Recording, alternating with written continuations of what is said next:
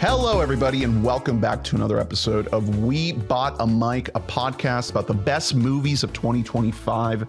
Listomania 2026 is here. We're counting down our favorite films. Welcome. My name's Ernest. My name is just Hunter today because I didn't pull up something in time. Oh, okay. And you guys are my rental family. Hunter's Monster. Okay.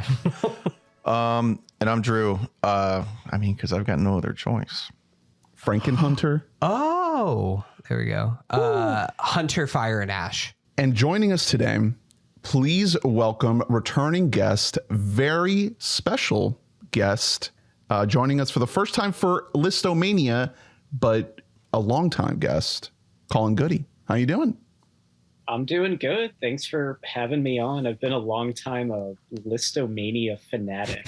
Oh, I'm hell keeping yeah. tabs on everyone's picks throughout the year between music, movies, TV shows. I upload it to the WBAM Wikipedia. Oh, good. That's good. But yeah, it's 2026, and my New Year's resolution is to dream big. Oh, that's a great one. Yeah. I love that for you. You're a regular Colin Supreme over there. Yeah, going into competitive air hockey. It's really good. intense. Yeah. This is I don't think we've ever had a guest on for top 10 movies. That is right. We've been doing this for many years, and we've been saving this one for you, buddy. It's rarefied air. I've been checking my list, checking it twice. We're going to find out what movies held up and what might not have held up. Anyways. Naughty James Cameron. Nice Jason Statham. Varang. Varang, she naughty too, though. So we've had you on many times, Collin. The last time we had you on, I think, was T2. But I think it's cool to have you on for this one because you watch a lot of movies, but you don't watch everything. You're somewhere between, on the WBAM scale, between Drew and Hunter. Maybe you're closer to Drew than anyone in terms of like your completionist, the fixation that Hunter has of watching everything. I don't know if this is more of a dig at me or at Drew right now. Well, because I'm closer to you. Okay. I'm much closer to watching as much movies as you. And you do have a review for him ready that you're going to do on this pod, right? Like that's coming. So I'm curious, Collin, like, you know, how much did you watch? Like, what are your thoughts on 2025 compared to other years? Because you're a Letterboxd boy. You track the year. How did it shake out? I'm an independent film watcher. I'm not affiliated, so you're I a blue collar. Movies. Yeah, I watch movies on my own time, on my own dollar. I don't get to go to the fancy critic screenings. Yeah, no screenings up there. I definitely watch way more than Drew. Hey, shut the fuck up. Way more than Drew. No, I was going to say, in Colin's defense, I think that you logged more movies on Letterboxd than me last year, but not as many current movies. That's the thing about you is that you go back to the past more than I usually have time Collin to do. also spent his entire childhood watching like some weird TCM like channel 750 or something. Like every fucking day. DVDs. Yeah, he'd already Netflix watched by mail. everything by the time he was like 13. So now he's on to like fucking Shudder or whatever. Tubi. Yeah. That's where it's at. It's Tubi. So how did you feel about the year? I watched about 35 releases for 2025. There were some incredible highs that I can only imagine is just going to completely overlap the list because this year just had some absolute juggernauts, basically like instant classics, like while watching them in the theaters, which was great. There was a couple like months span where I was just like, man, there's really just nothing that I'm really feeling like I need to go out and see in theaters. And I don't like that. I like there to always be something to be looking forward to in theaters. But a lot of stuff that I watched, I was kind of a little underwhelmed by. I felt like a lot of stuff was just like 3 stars, not 2.5, but a lot of 3-star stuff. But yeah, incredibly high highs. Though. Very top heavy. Yeah. You guys also, I would echo that. I would say it's fine. Before we started recording, I think that we all kind of came to the consensus that there's going to be like minimum 4 to 5 movies that are probably going to be on all 4 of our lists here that we can just talk about an extent. And then for me, there was a lot of 3.5s, a lot of like 4 stars with a heart on Letterboxd if we're doing the Letterboxd language of it all. And so because of that, I had a really hard time filling out the back half of my top 10 because it was like 10 through 7-ish. Yeah, it was really what flavor it is, because I could say my top 8 were always, I think any year would be in my top 10, but then 9 through about 32, I would be happy like kind of filling in on there. I'm like the same. Like it's a long and you know, it's funny, Ernest. I think back to just a couple months ago, we were on the course together, and we were just kind of talking about the year in movies. And at that point in time, I was like, I think this is a bad year for movies. That was before Weapons came out. It was before. It was like the week before Weapons. But I mean, it's because this was in reality, it was a really back half loaded year for movies. Crazy back half of the more year. than ever before, because it was just like there wasn't really a lot at the very beginning of the year, and then we got Sinners, which is like this beacon of hope. And then summertime was really just desolate for movies. Like there's not going to be any like big summer tentpole movies that are going to show up on any of our lists right now. And then Weapons came in. It's like, all right, this is good. We got something like that. One Battle came. And then you start to kind of get the trickle out of a couple of the other movies that we're going to talk about. Some foreign language movies, some movies that just had festival releases or what have you. The fall was packed. And it got, and it more than made up for it. And now it's like one of those things where I look at the top of this year and I'm like, damn, this is up there with one of the best top parts of a movie year that I can ever remember since we've been doing this podcast. It's real good. So What do you think, Drew? I completely agree. I enjoy this year in movies more than most years. I mean, personally, first of all, you'll see my list. It's a good list. I watch enough movies. Fuck you guys. Well, you I watch Fuck Ernest. Don't just fuck the me. ones you need to. I watch. Yeah, you guys don't understand that you're allowed to not watch bad movies. Like, you know what I mean? You don't have to watch the bad ones. I will say, I think it does sometimes skew my perspective on, you know, how good a movie is. And then I kind of need to ground myself by watching a real shitter every now and then. A Wicked for Good. Yeah. Honestly, I would say I only watched 2 bad movies that came out last year. Like everything else is at least passable. And I think there's a great like middle range this year that there usually isn't. There's a great, for me, I call them 3.5 stars. Yeah. Colin, I think the way you rate, 7. You'd probably call them 3. You know, you skew a little bit lower, but like, yeah, movies that are just super solid, super watchable, you know, not changing the world. We had a ton of those. And like you said, mostly back half, which is unusual, but and also, you know, with foreign films, a lot of it relates to like them becoming available over here. You know, or available on a streaming service as opposed to paying for them. We're lucky we get screeners. We are very, very blessed. Yeah. So once you started sort of filling in the gaps, like once I started cramming, I was like, wow, I'm good stuff. Really, I'm really impressed. Even though it's not like what we had with music, where we had all this overlap at the top because there wasn't much under it. Yeah. There just are a few just like stone cold masterpieces this year. Yeah. Your method of, I'll call it restraint, is the healthy way to go. Each year, if I manage to watch less movies than the previous year, I think that's a win. I call it screen in retention. You know, it's like if I'm able to fill my time with other things like exercising or, you know, anything related to like health and fitness, sometimes while I'm watching movies, you know, so I can do a little yoga while I got a movie on. I think it's a net positive. I think that because of that, though, you guys are cutting yourself off from such films as The Woman in the Yard. Right. Yes. Or The Lady in the Lawn, as I call it. Colin, you saw The Woman in the Yard. Is that going to make your top 10? Is that a spoiler? Unfortunately, no. That would be more like bottom 10. Yeah. We're focusing on the best of the year, not the worst. I did buy that movie on DVD at Walmart. I was like, what? Hell yes. Not $12 DVD. So I just picked it up, watched a new release on DVD. So it holds a special bargain bin, right? From like the giant bin of movies. Off the shelf. Just new releases, new releases at Walmart. Colin, why did you buy the DVD? At least get the Blu-ray of this thing. What was the DVD of this movie? It was only the DVD that was available. That's all they had. All right. Yeah. So we're gonna get into the list. I am just gonna predict that this is a 2-parter because that's just how these things go. You don't know anything. I'm gonna keep an eye on the clock, and hopefully each part will be a reasonable length, and we won't be here all night. So we're going to use the wheel of names to see who goes first, and then to see which way we go. And as always, during these, obviously we don't know each other's lists. It's all a big surprise, lots of anticipation. And if there's any overlap, No, I can hear the wheel. we will save it for whoever has it the highest. And it's landing on me first. So you calling me Hunter? You want to go that way? Well, that's clockwise. That's clockwise. Oh, I based was going on- to spin it again to see which way, but if you want to do clockwise, we'll do we'll clockwise. forget if it's not clockwise. Yeah. Okay. That's fine. All right. My number 10, and just to kind of bounce off of your point of the bottom of the list, I just had to do basically like a coin toss. A lot of for shuffling.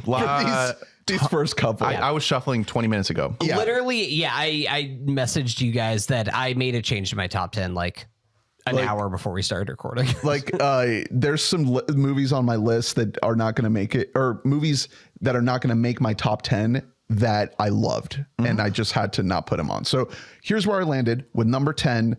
I have Wes Anderson's The Phoenician Scheme. Let's go. I'm so happy that this is part of my long list in that next tier. So I'm glad that This was early year, correct? Yeah, they put it out in the summer. I think they've been putting out May? these West ones in the summertime. This is a story of a businessman played by Benicio del Toro. It has a stacked ensemble cast, as all of these Wes Anderson movies do. Lots of people are here. Riz Ahmed, Tom Hanks, Bryan Cranston, list goes on and on and on. But other than Benicio, I think the standouts here are Mia Threppleton, who is, I guess, Kate Winslet's daughter. Just a breakout. Yeah, a breakout star here, doing this two-hander with Benicio. And Michael Cera, who I'm shocked has not been in a Wes Anderson movie until now, and he is by far like my favorite part of this movie. yeah, it's one of those things that he's going to be part of like the new Wes Anderson troupe now. It's really if he wants to, because he doesn't work often out of choice. Right. He likes doing theater and just kind of chilling. He fits Great right guy, in. Awesome guy. He fits right in, and obviously like Benicio is great. I think Wes Anderson talked about how he wrote this role for Benicio. And, you know, watching this movie the first time, it didn't really click for me, the Benicio role, that much, except for the very last scene that kind of recontextualizes the whole thing. I watched the movie again. It plays so well. There's so much warmth to this thing. Wes Anderson has gotten into this zone in this later stage of kind of this spirituality and this kind of almost like a transcendent space outside of the quirkiness. We saw it a little bit with Asteroid City, and I think more so here. I mean, this movie gets into God and religion and all these other things that I don't think he had ever touched before, and he does it incredibly well. And as always, it looks amazing. Yeah. It's just this perfectly calibrated, perfectly crafted thing. As we talked with the Asteroid City last year, we take Wes Anderson for granted. Yes. So what do you think it would take for him to sort of have another, you know, big reminder, like breakthrough Like a moment? Grand The way Budapest, Grand Budapest happened, like that was over 10 years ago. What do you think it would take? I don't know if that's in the cards for him, because he's refining what he's good at, and he's not trying to break out of that box. Maybe if he does it, maybe if he makes something that feels super, super different and looks super, super different, that's not really what he's doing here. He's going further into his niche. Yeah, I will say that this movie actually reminded me more than Asteroid City, and definitely more than what was the film before that? That was the French Dispatch. triptych, French Dispatch. This is much more like focused of a cast, which is, I mean, getting back to like things that really were breaking in more of his earlier work, kind of peaking with Grand Budapest as far as like commercial and awards consideration goes. So I would say that moving back to that would help him more, get more focused. But I don't know what it is that people just aren't appreciative of of the work that he's doing. I think part of it is that he makes all of his movies for Focus, and Focus has no idea how to run a campaign. Yeah, they don't even try. They don't even try, which is kind of baffling to me that like, why is this movie not nominated for best production design in the same way that every Wes Anderson movie isn't nominated for that? I really love this movie. I did not love it as much as Asteroid City, which made my top 5 that year. Give it a second watch. No, I've seen this movie twice, okay. and I did like it a lot. I mean, I love Wes Anderson. Like, Wes Anderson's one of my guys. I think that this is pretty like middle of the pack as far as his filmography goes, but also like his highs are pretty like undeniable. So saying that it's middle tier for a director that is this prolific and this great is not a knock. I just like that he keeps showing new shades. There's things in this movie that he has never done before. Ideas that he has never explored. The religious stuff is all really great, but I really found the father-daughter aspect of this that's the main compelling. thing. Like it really works well. It's Wes kind of evolving and showing more of his life as he's getting older, as he's becoming a parent. And fathers, daughters, parents. Big theme. I was gonna say this year. This is not the first time that dad-daughter relationship will get brought up on this pod. This is a big year for dads. If we're talking about themes of the years, winners of the years. Collin, where are you at with this one? Wes Anderson, I get it. I kind of want him to do something a little different. It's not really my thing right now. I love Rushmore. Rushmore is like the one that I bow down to. Rushmore's fucking awesome. Yeah. The last one I saw was The French Dispatch, and I don't know. It just doesn't engage. It just doesn't click with me. French Dispatch did not really work as well for me, mostly because I do think that Wes Anderson can be like a little bit too twee at times. And what? No, I'm saying that even for me, who is like a Wes Anderson fan and a believer in him, like there's parts when he does get like a little bit too cute with it. It becomes a little bit too dollhousey. Wes Anderson. I wish he would go back to like Royal Tenenbaum's Rushmore, where it was, still kind of felt like reality a little bit, but just a little more quirky. He has created his own reality. I think that like what I love about Wes Anderson isn't like the coloring and the production design. It is and you could say the same about like Paul Thomas Anderson and all these other, and Josh Safdie, people who we're going to talk about at some point in this podcast, but like it's something in the characters that's like, that's a Wes Anderson character that feels so real. And it's so much more the Michael Cera character here. Exactly. Like that's something that is like works. Only Wes Anderson could rate that. This isn't like whenever, it was a big thing on like Reddit 10 years ago. And now with AI where it's like, ooh, accidental Wes Anderson. And it's like, just because you made something symmetrical and have pastels doesn't make it Wes Anderson. Like there's so much more heart to the characters and the life he brings. He's great at what he does, but I haven't really been all that excited by his output since, probably Grand Budapest. That did kind of feel like his big magnum. That's still the Collin. the Have you seen Bottle Rocket?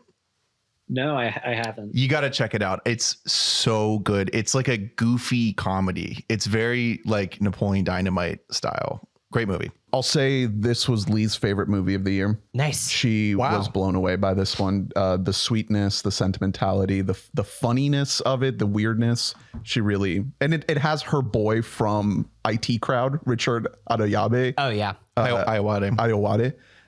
He fucking rocks. Great movie. All right. That is The Phoenician Scheme, directed by Wes Anderson. Collin, what you got? Number 10. All right. So I'm going to channel my inner Lights Camera Jackson with my number 10. Do you have God's like Not Dead 4?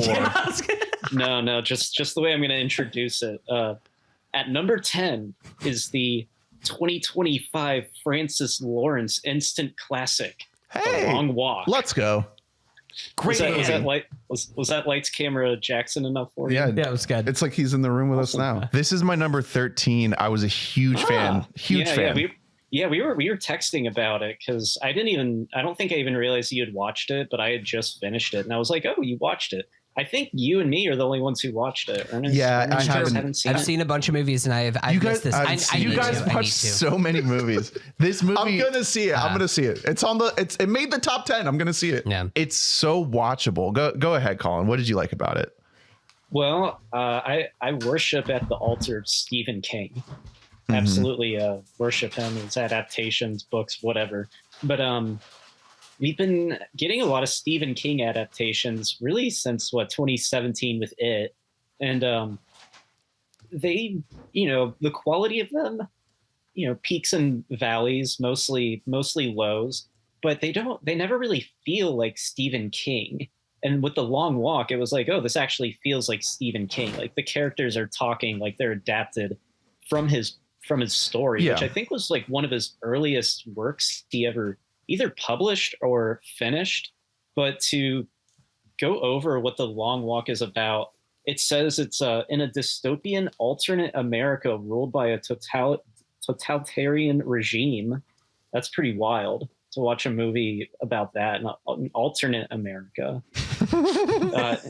That's wild. Like that's just a crazy thing to think of. But yeah, basically you walk until there's one left. And I love movies that have rules, easy to follow. You just got to keep walking, and if you stop for whatever reason, you're gonna get fucking shot.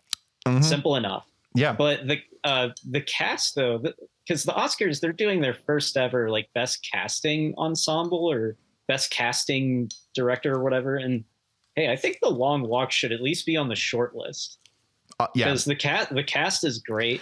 It's a great ensemble, and it's all but one. It's kids. It's it's teenagers. A lot of really great young actors. Yeah, and so I mean the biggest though is it's a two-hander. Your two leads are Cooper Hoffman, who we've seen before, and I don't know if you remember, but after Licorice Pizza, it wasn't even really known if he was going to act anymore. Like it was just like, oh, maybe this is just all he does. Hey, Saturday Night. Yeah, he was in Saturday Night. No, I know. Yeah. So he's still cooking, and he's excellent in this. He's sort of our avatar. You know what I mean? He's like the normal guy doing this. And then absolutely electric performance from David Johnson. I had never seen him before. Love that guy. Absolutely love him. He is the only thing, and Colin, I don't know if you agree with this, but he is like, he makes Alien Romulus like a watchable movie. Like that movie is like fun enough for some of the things that's doing, but like he gives that movie heart.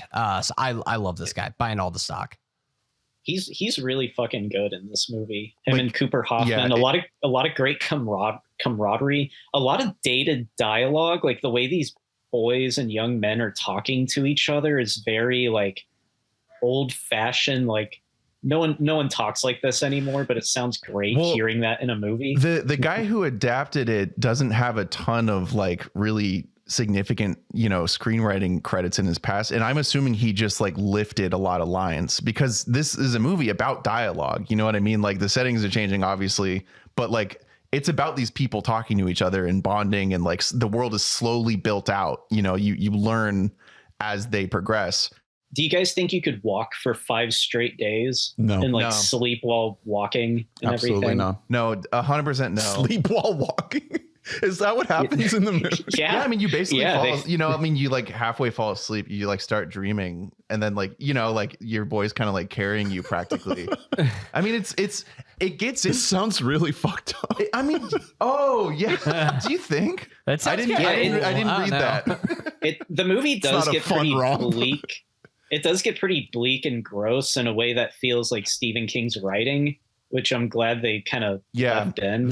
Some of the first sort of natural questions that you have about this event, you know what I mean? Like after a couple minutes, you're like, wait, so like, how are they like shitting? You see it, man. It's addressed. They did what Timmy. Wait, do you walk and shit? Yeah, that's fun. They did what Timmy couldn't and do. I like that. I needed to see Timmy shit in the still suit. Pee-pee. Yeah. You got to see it. But wait, I was going to ask Colin. I don't want to spoil anyone's list, but this was a big year for Stephen King. I was about to ask the same thing. Yep. Is this the peak of the King run that we had in 2025? We're recording this podcast early January of 2026, but really only time will tell. Oh.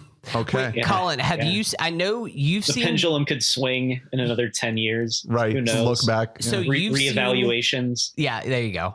You've seen The Monkey. Yes, that was number 34 out of 35.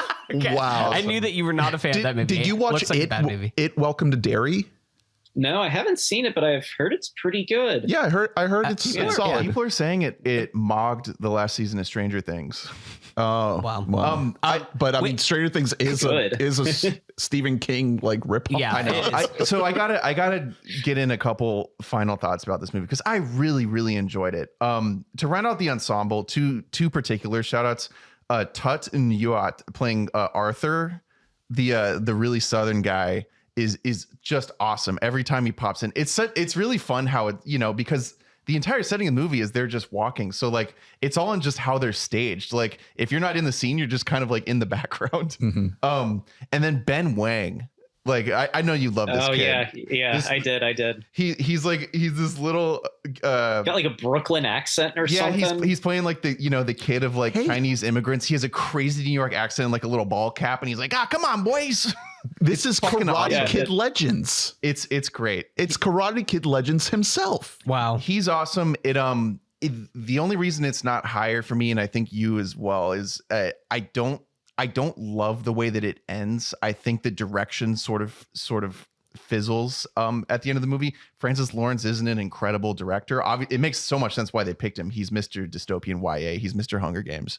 But Mr. I Am Legend. The final sequence is the only sequence that like really needs to look remarkably different from the rest of the movie, and it doesn't look great to me. And then also the dictator, the general running this show is played by Mark Hamill, and you don't learn as much as I want to learn about the guy. It's really surface level with him. I was fine with that. I feel like you don't need to like know too much. He's a pretty like one note villain, the general. Yeah. Other than that though, this movie is like so watchable, so rewatchable. Like it's worth your time. Like Ernest and Hunter, you guys should definitely watch it. Check it out. It's a great watch, but I agree with the ending. It didn't quite hit me. And I don't know if I'm just like heartless because I feel like it makes everyone like sob. And I was just kind of like, I was distracted because that's how it ends. I thought it was flat out poorly directed at the end. It's a rare case where I think the direction let down the script more than the opposite. But hey, also Charlie Plummer is in here. Hey, of love our boy Lean on Pete. He's crazy in it. Yeah, but last thing I'll say is that it's a contender for top 3 dudes rocking movie of the 2020s. Let's go. Whoa. I've also The Long Walk. I'm inventing a new WBAM this year, and this one's going to win that. Oh, good. Okay. Spoiler alert. So dudes rocking. Where are the other nominees? Carry On.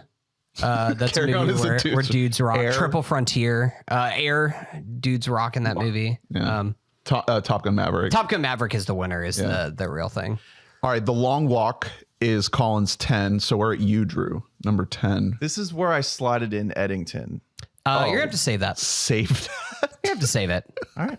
Save it. Gonna have to save Eddington. Hunter 10. My number 10. You actually, it's funny, Ernest. Your number 10 was Lee's favorite movie of the year. My number 10 is actually Gaia's favorite movie of the year, and that is Rental Family. Look at that. Hey, we got to save that just a little. Oh, let's you go. watched Rental Family. Let's go. It's awesome. Great movie. Okay, so we're back at me.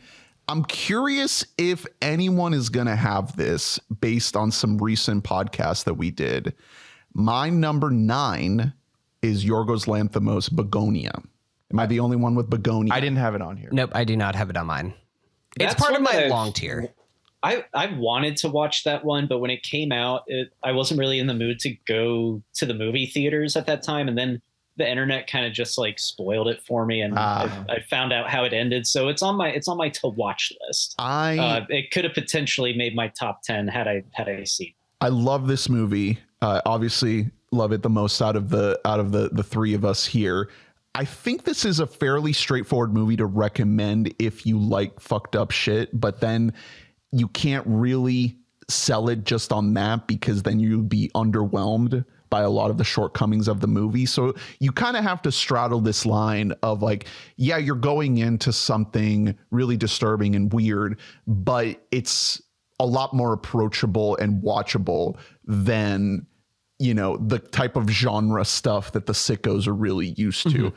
So what really appeals to me about this movie is how it's able to do the simple version of itself and still leave you with a lot to think about. I think it looks amazing. I think it sounds amazing. On the rewatch, I really locked in to the soundtrack, which is by isn't it Jerskin Fendrix? yes, Yeah. who has done Poor Things and Kinds of Kindness. So he's been on a bit of a run with Yorgos here. I think Emma Stone obviously is amazing as always, but Jesse Plemons, we submitted our critics ballots. Yep. I don't think I put him in my best actor 5, and I regret it because on the rewatch, he just really, really popped out for me. And I think this might be the best work that he has ever done. There's just so much humanity in this character, a character that does really hideous, horrible stuff throughout the course of this film. And yet you find a way to care about him and to see maybe not yourself in him, but certainly people that you know and maybe love in your life in this guy. Yeah, he is delivering a absolutely phenomenal performance. Him and Stone are carrying segments of the movie that script wise I found bothersome because they're like Plemons is pulling stuff out of these lines that are not even there sometimes. Like he's delivering such a dynamic range of emotions. It's such a balance that he strikes. And it's very rewarding on the rewatch.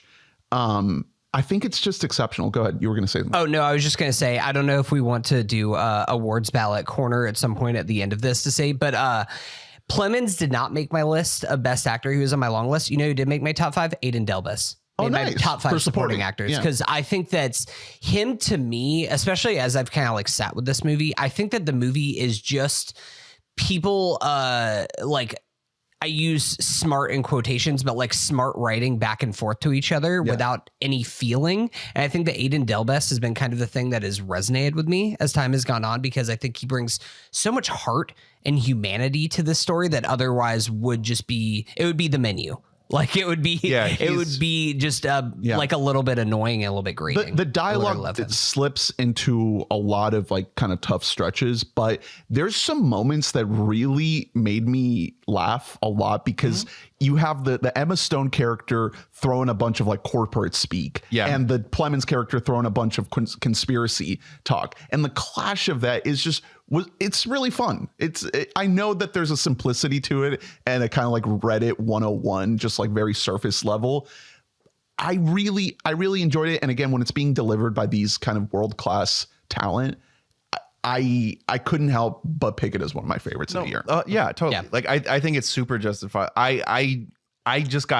I got hung up on the script because I just don't know if I like this guy who wrote it. Well, it's the guy who did The Menu, right? Yeah, and I know how you feel about that script. Yeah, exactly.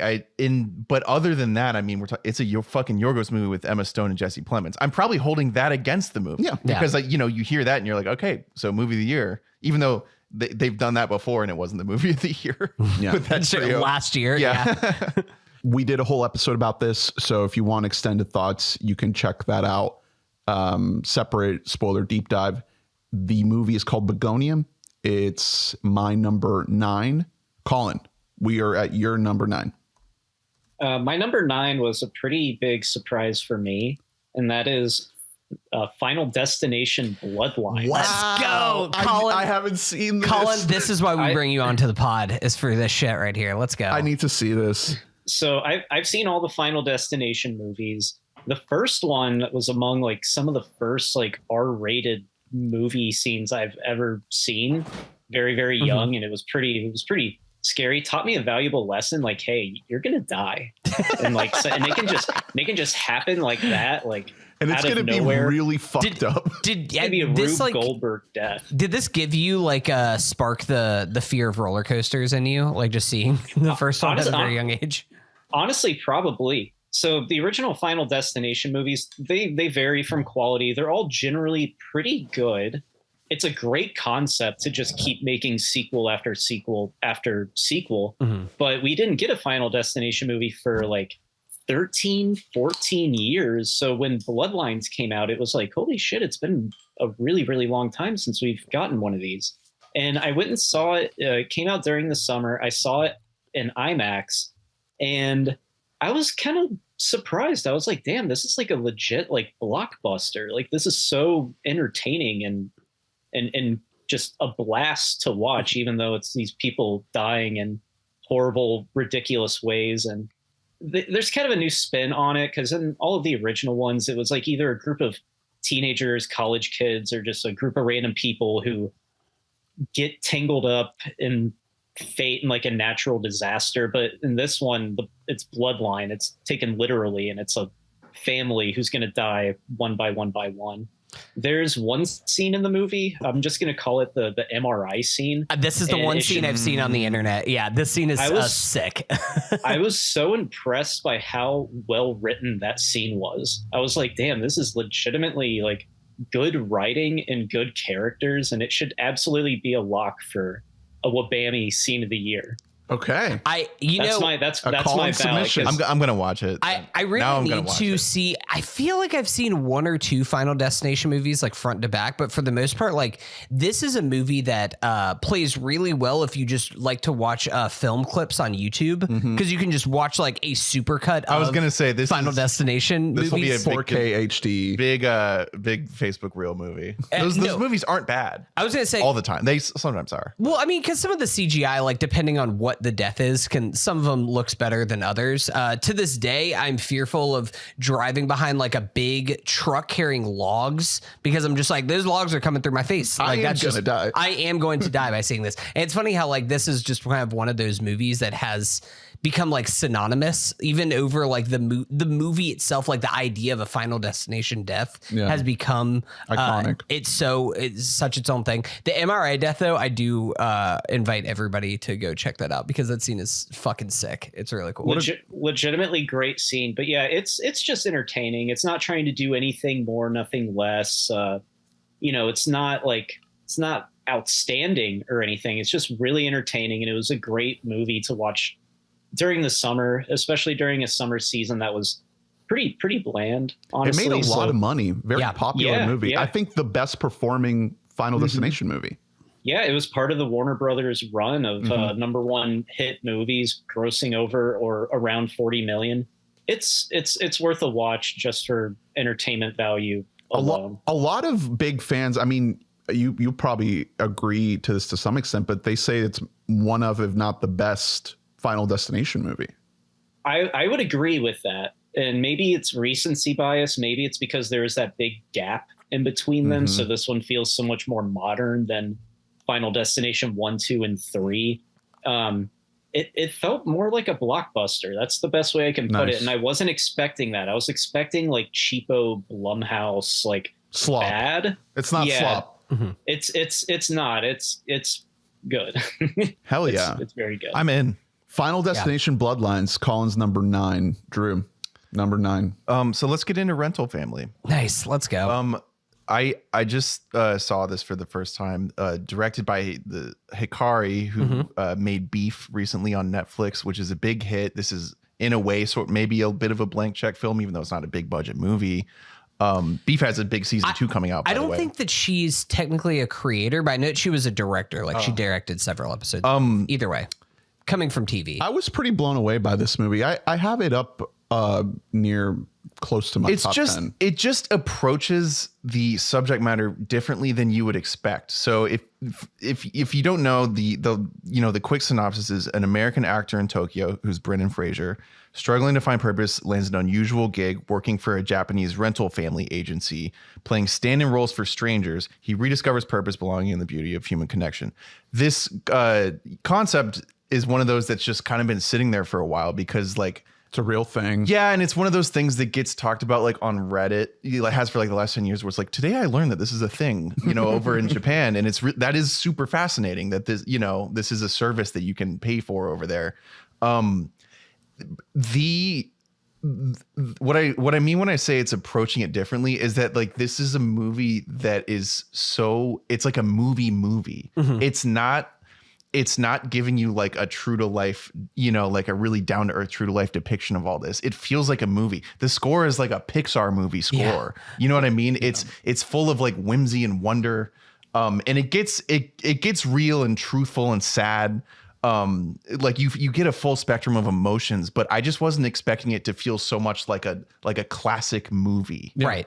Well, I mean, this movie teeters right on the edge of just becoming like saccharine, which is how sappy it can be. Yeah. But there's so much humanity. And I think a huge credit to that goes to the direction that Hikari brings to it. There's these little moments where it's like the peering in that Brendan Fraser will just be like looking across from his apartment into like another building and just see all these little lives being lived. When he's just eating dinner and it's by just the window. Like that is his TV, is just like watching people live their lives. And that brings so much to it. I think that, to your point, Drew, like, for the most part while watching this thing, I was like, man, this is a great movie. It's going to make me cry. Like, I'm feeling some things. 100%. And then the last act happened, where we meet earlier on this aging Japanese actor character played by Akira Emoto.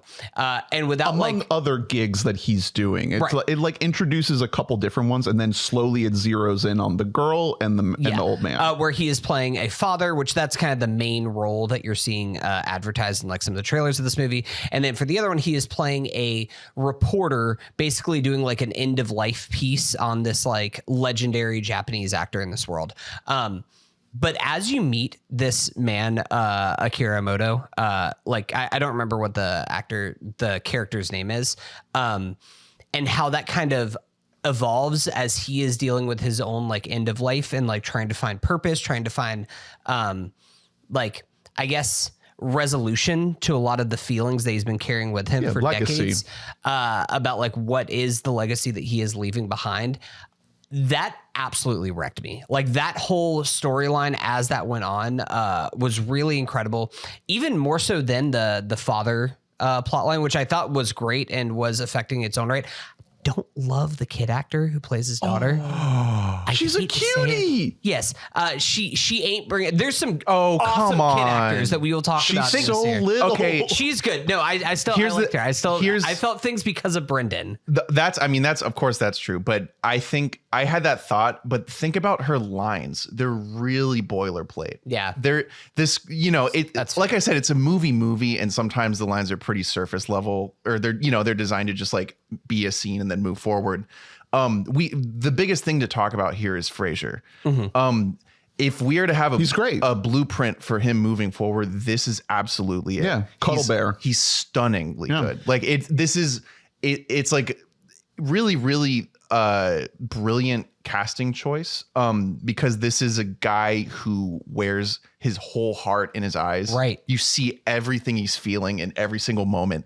You also, though, you like, just as a guy, as a character, you buy him as someone of lower status, which isn't always true of like a struggling people actor that you cast as a protagonist. You know what I mean? Like all the shit I talked about, how Chris Evans is playing this loser in The Materialist. This is the opposite. You really believe him as someone who's hurting and sad and low status. Somebody who used to at least be like, maybe not a big shot, but it was like, oh man, you were the toothbrush guy. Like you were the toothpaste guy. Exactly. You were everywhere. And it's just, I was blown away by how he pulled off every moment of the film. This is the type of role that later career Tom Hanks does, where he, you know what I mean? He's playing the warmth. Yeah. He's just playing like a likable sort of middle-aged to older guy who you just root for, even though like weird things are happening to him or he's down on his luck. Tom Hanks has had 10 of those movies.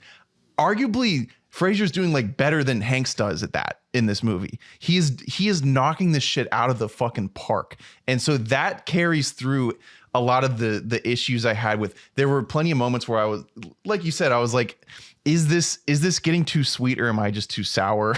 You know, like it's the world beating you it's down. just right on the edge where it's like, I feel like this material could be treated a little bit more darkly if you want to be serious about it. We need nice soft movies. I know. And if the only other real issue I had is there's quite an element of like white guy going to another country and telling them how their culture is wrong. Sure, but there's a lot of that. This is actively a thing in Japan. It's not just the white guys aren't the only ones that are doing it. I know that's like what the film is. I know he's going over there and being like, "Hey guys, what the hell are you guys doing over here? This is actually fucked up." Which, then I think that's the way that it kind of that it grapples with that idea of the rental family, of like basically just hiring a person to play a certain role in your life, is handled with a lot of care, a lot more care than I thought it was going to be, because I think that I was of the assumption that it was going to be a little bit more preachy and kind of anti the whole idea of like hiring somebody to come in. And by the end of it, it's like, oh no, this is like a form of therapy in its own right. You are doing like play therapy. Exactly. And they end up falling to a place where it's like, yeah, there's a utility to some forms of this, but there are other forms that are the much more common forms that are really fucked up.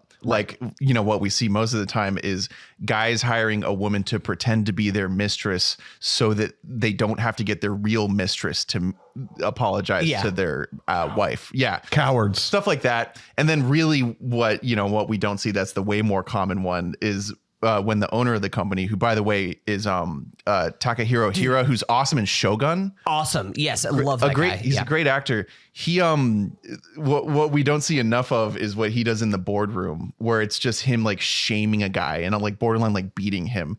That's what a lot of this stuff is for. And it, again, I wish that it had gotten a little deeper into the blurred line of, like, for example, it's I guess a bit of a spoiler, but Brendan Fraser throughout the movie is seeing a prostitute who is really basically just using to like talk to and like feel loved. And it doesn't dive super deep into like how he essentially is just using, he is a prostitute he is, as well. Yeah, he's using, we are the same. And he is using a rental family while also being disgusted by the premise of it. Like, there's a lot of interesting stuff, but this movie wants to be nice, and so it doesn't it's all right there though. Like, there is depth to this movie to kind of explore and to talk about, that it's not surface level. I think that if it was super thin, then that would be the point where I'd be like, this is too sappy, this is too sweet, and it was kind of grating on me. But I think that there is enough of this life that you are seeing there that it's kind of a little bit up to you as the audience to unpack as much as you want. Again, going back to what you mentioned earlier about Brendan, like, this is Brendan's lane that he needs to be in. Like, Brendan, stop doing The Whale and like whatever the fuck that was. I'm glad you got your Oscar. We all love you. I find Brendan Fraser, as much as I do love him as an actor and love him as a presence, to be pretty limited as an actor for like what his range is that he can do. This is the lane. Like, this is it. I know, he is better at this than anybody. There just aren't many movies like this anymore. This used to be a much more common movie. If this was 1994, then like you could make one of these every year. Exactly. That, like, half the movies were about like a older white guy that we like, But it's just he stunned me in this. Yeah. He carries entire sequences of a very well made and well directed film. So it's overall, I enjoyed it more than I thought I would.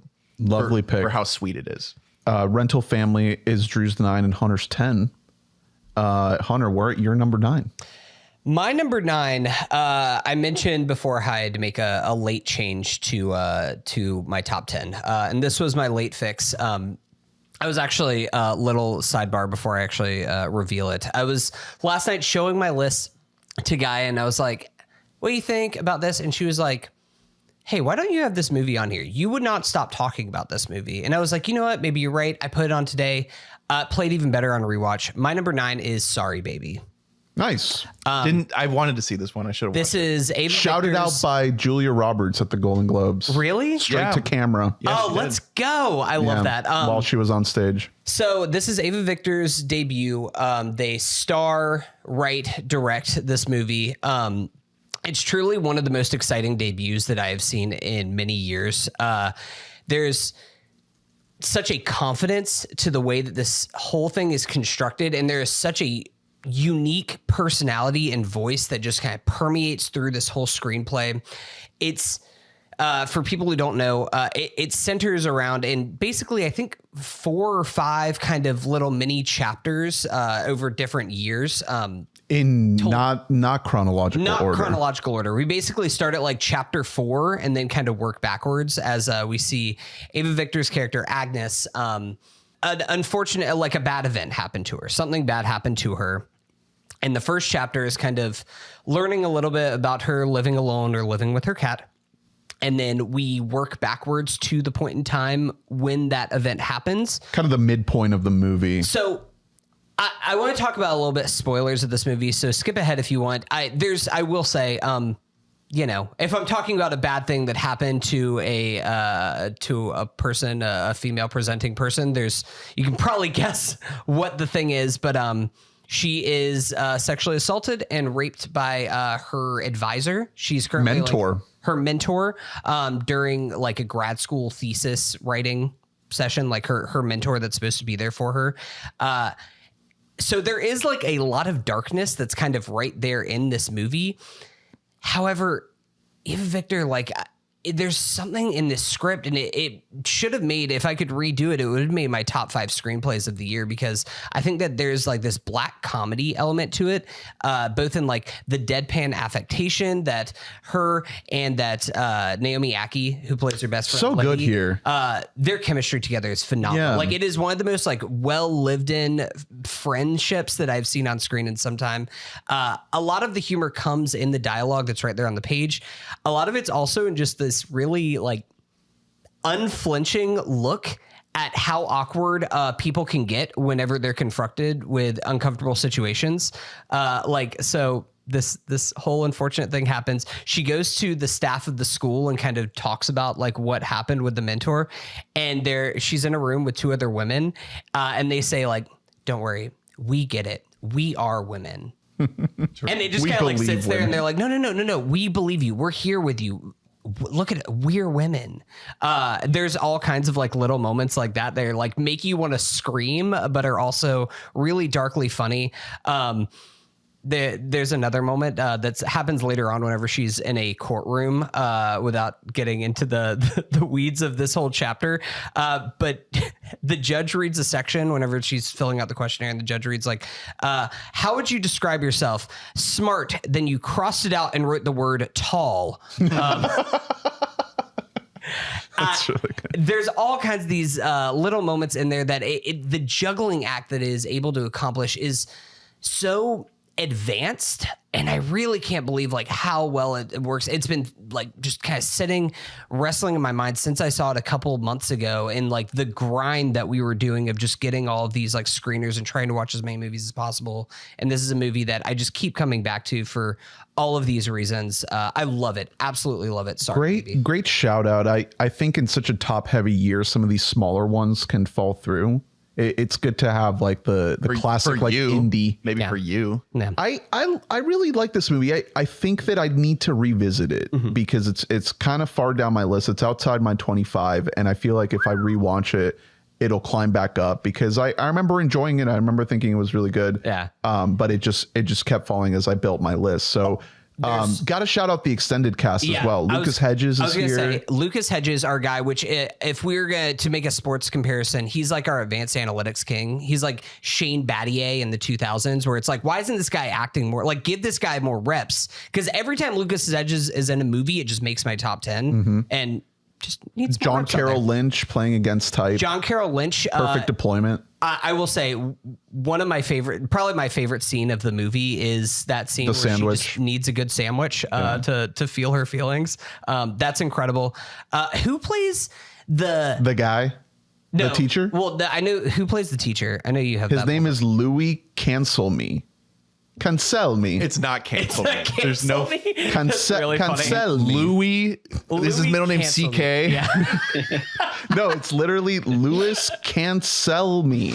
Cancel me. Do you think that he was cast because of his name alone? Louis Cancel Me. I don't know who the guy was, but he looked familiar. There's a guy whenever Agnes later on is like kind of teaching a class and they're reading Lolita in class. And the guy's like, Miss Agnes, can I say something? This book really pissed me off. Hell yeah. And they're like, why? And he's just like, did you not like what was in it? He's like, no, that's what pissed me off is that I thought it was like really well written, but like, I just didn't really like it. Like what I was reading there. And they're like, that's, that makes me feel good. I'm happy that you did not like reading the acts of Lolita. Good for you, Ken. Great. I have a question about this movie. Sorry, baby. Go ahead. I haven't seen it, but it's been on my radar pretty much. What is that, like Sundance or something? Yeah. And I've seen the poster, the thumbnail, and it's her like holding up this cat, and she looks kind of upset. Yeah. Did something bad happen to a cat in this movie? No, the cat is it. The cat is One of in the things- peril briefly. No, really, no. When she Really, rescues it. yeah, it's about kind of how you can turn to animals that will help you in times of need, sometimes in your life, and sometimes like you kind of need a baby. Like the whole sorry, comma baby. Like there's multiple babies that you see here. Yeah, That the Naomi Aki character is pregnant. Yeah. One of the other really funny moments in it is early on whenever Naomi Aki is pregnant and she has the baby and they're like, oh, do you want to talk to her? She's like, yeah. And she like goes up and whispers and she's like, I'm your mom, your mother, and Liddy and Fern are going to tell you otherwise, but I am your mother. I want you to know that. Love it. It's great. Great movie. Awesome. I cannot wait to see what Ava Victor does next. They've kind of talked on pods and been like, you can't take this away from me now that I have started doing this. It's been really cool to see how much love they've been getting for their performance as well as just the screenplay of this. So I don't know. There was a project that was announced. Oh, the new Tony Gilroy project. That's right. Behemoth. Yeah. That's crazy. They're acting in that. Yeah. That's awesome. Shout out Ava. I had only known Ava as someone in like the New York comedy scene for years. I had no clue of any like directorial aspirations like this. And obviously when someone from one thing says they're going to direct something, like 99% of the time it doesn't go well. So great. Golden Globe nominated. I mean, this movie is a deeply personal movie. So like, I'm really interested to see how much like where they kind of go from here. Cause that can go different directions sometimes whenever people are like, I'm putting everything about myself, including like some like lived in experiences on the screen. Yeah. Sometimes it's like a band that's been waiting their whole life to record that first album and they put that album out and then kind of fizzle away. I don't think it's going to happen with Ava Victor because I think they're too talented. And if you listen to any kind of interviews or anything like that with them, they're smart. They know what they're doing. Can't wait to see what's all next. right. That's Sorry Baby. It's Hunter's number 9. So we're at my number 8. Pretty confident I'm the only one who's going to have this. It is The Testament of Anne Lee, directed by Mona Fastvold. This is the Amanda Seyfried biopic of Anne Lee, who was the founder of the Shakers. Movie takes place in the 17th century as colonists are coming over to America. First half of the movie is in England. Second half is after they take a little boat trip across the Atlantic. And the movie is a rocking musical unlike I've ever seen before. Very unconventional approach to a biopic.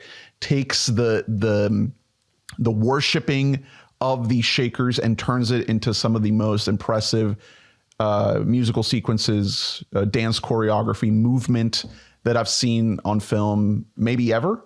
I think my biggest takeaway is just how these shaking scenes are shot and conceived.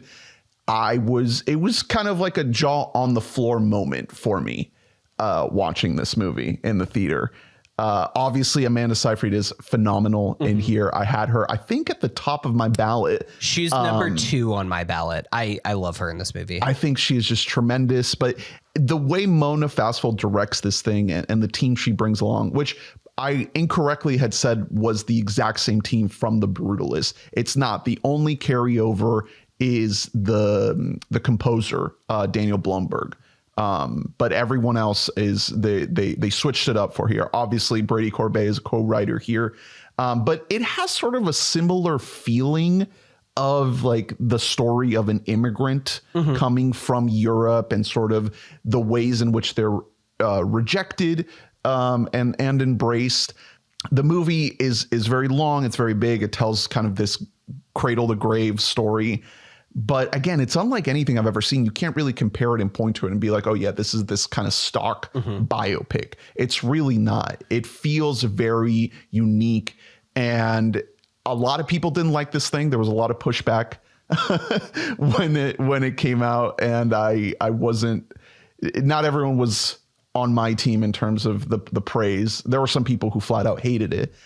So it's a weird one, not one that you can easily recommend. It's not one you can easily watch either. Is that right? Is there somewhere to watch it yet? It just actually went wide like a couple weeks ago. It's a Fox Searchlight movie, so I think that it went wide on Christmas Day. I think it was pretty limited. Even So still, it'll be on Hulu, Disney Plus eventually. Yeah, it'll probably sooner rather than later. Yeah, probably. I think that they're gonna wait until try to see if they can get Amanda Seyfried in for Oscars. For Oscars, Yeah, and I then doubt it. Time it for that. I don't think she's gonna make it, which is a huge shame because I love her in this movie. She's so good, so good. Love And this thing. To your point, the score is awesome. Like one of the main songs. Should I do it? I've been just playing that song around my house like while I'm doing the dishes because. Should we become celibate? Should we become shakers? Yeah, You're not? Yeah. No, I didn't love this movie as much as you did coming out of the screening, but I think that a lot of the stuff that works about it, the way that it's directed, that Mona Fastvel does, especially like earlier on in the first half of the movie, some of these musical sequences that you get that are shot very intimate, like super close up, long takes, and you are just in a room that's about the size of this garage where we're recording this pod. But imagine there was like 50 of us all dancing around each other in here. Perfect. And there is also a camera in the middle that's just kind of floating through everything. I thought that all of those sequences look amazing. They're all really, really well executed. There's some hiccups that you run into anytime that you do a cradle to grave biopic. Some third act stuff. Yeah. But I still, overall, I do really like this movie. I recommend it. This is the only, to your point about not being easily accessible, this is the only movie on my list that I have not seen a second time. I only watched the first. Could not give it the rewatch as of this recording, but I was really, like I said, blown away by that first viewing. I can't wait to watch it again. And Amanda Seyfried, holy shit. You are an absolute powerhouse in this thing. It's been too long.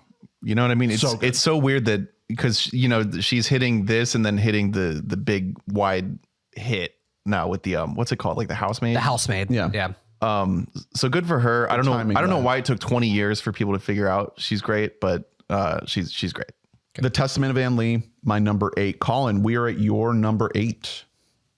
So my number 8 pick, it kind of caps off a trilogy between The Long Walk and Final Destination, and then this next movie. This trilogy, it's kind of like coworker movies. Movies you can recommend to your coworkers, and they'll probably like them. And this is one that I threw on a streaming service. I think it was like one day after work, like while the sun was still out. And the reason why it's landing relatively high on my list is because of the main actress's performance, and it just really stayed in my head pretty well. This trilogy also kind of caps off hey, that was like pretty decent, like better than I initially was expecting it to be. Mm-hmm. And my number 8 pick is Companion. Nice. Oh, nice. Okay. Yeah. Let's go. Have you guys seen Companion? Yes, I saw this. This was good. I wouldn't put it in my top, but I enjoyed it. I really like the main girl, Sophie Thatcher. I think she's great. Yeah, I thought she was excellent in it too. So when they were marketing this movie, they kind of marketed it as like a A24 like mind fuck from producer Zach Kreger, and like it's showing like her like on fire or something, like it's Hereditary, and it's not that at all. It's like a light action science fiction movie, and you know, you can kind of give it away what's it about, but it's low key like a pretty solid Terminator movie. That was my takeaway. Yeah. I was like, this is like the best Terminator movie since Terminator 2. Jack Quaid, he also surprised me because I thought he was just going to be like, oh, I'm likable Jack Quaid, and everyone likes me. I'm TV's Jack Quaid. He's really good in this. It's a good good use of him. Yeah, he plays like a secret like asshole dirtbag, and I was kind of like, oh, I wasn't expecting that. The script has some issues, but the movie does a lot of interesting things regarding, I mean, who cares? It's about like Sophie Thatcher. She realizes that she's not like a human. She's like a high-tech sex mannequin that Jack Quaid purchased. Yep. So they do things with her, like tinker her settings, and like she can like increase her intelligence or like speed, or like she can speak different languages. And Yeah, it kind of just turns into a Terminator movie. The only downside is that the movie kind of writes itself into a corner, and it can really only end one way, and that one way is pretty much exactly the same as Ex Machina. It's like that's just the ending to Ex Machina. But what else are you gonna do? They have some fun with it. Yeah, they do. But yeah, I think Sophie Thatcher. That's why I have it bumped up a little bit, because as it's aging in my head, I'm like, damn, she like pretty much carried that entire movie. For real. She is way better than this movie needs her to be. Like, she's playing this, yeah, you described it well. It's the sex bot, and she brings so much more like emotion and depth to this character than is necessary, and it's really compelling. It's number 8 by proxy. Like, there's some stuff I haven't seen, so take it with a grain of salt. It might be different compared to no, it's number 8. It's a good movie. This is a good streaming movie. It's a good throw it on after work. Look, don't neg this movie. This is actually right near the top of my still need to watch, along with The Long Walk. So your boy is slacking over here. I'm glad that you're bringing something different than us just all repeating each other, like we will eventually at some point whenever we're doing this podcast. So this is a good. I might check it out. And I think I don't. To your point about like the Coworker trilogy, like there is something very standard, like recommendable about a movie like this, that it introduces itself as this like, oh, just a basic like story that taps into AI and like our current moment. And then by the time you're done watching it, you're kind of left feeling like, oh, this is kind of an icky situation. You know, we shouldn't embrace AI no matter what. We shouldn't just give ourselves. Jack Quaid could actually be a dick and not a good guy. Some of the extended cast is good too. Yeah. Hey, Jabuki's in there. I don't have too much to say about Companion, but it's diverse. It's got some gays in it. Yeah, you know, you have a gay couple in it. Yeah, that's good. That's actually a really good turn when you get the reveal of the gay sex bot. Yeah, it turns out the gay couple, one of them is also a sex mannequin. No, and I hate to ask, what Jabuki or what? Well, Jabuki's not really in this movie. He comes in at the end, like, you know, fourth quarter, just trying to put up some points on the board. Okay. I mean, good. And he's fine. Get paid. Yeah, but also best Terminator movie since James Cameron's T2. That's a feat. That's worth number 8 alone. For What We Do in the Shadows heads, Guillermo Harvey Guillen. Hey, let's go. Guillen. Love that guy. He's in here. Lucas Gage of what is that? Euphoria? What is this guy in? You recognize his face. He's one of those guys. And Megan Surrey rounds out the ensemble here. Good pick, man. This is Companion. Collin's number 8. Drew, number 8. Hold on, I'm looking up Lucas Gage to see if he's the guy. Hey, it's the guy from a Smile 2 fan. White Lotus. That's what it is. White Lotus season 1. Oh, yes. It didn't come to me until just now. Thank you. Black Bag. Let's go. Hey. Whoa.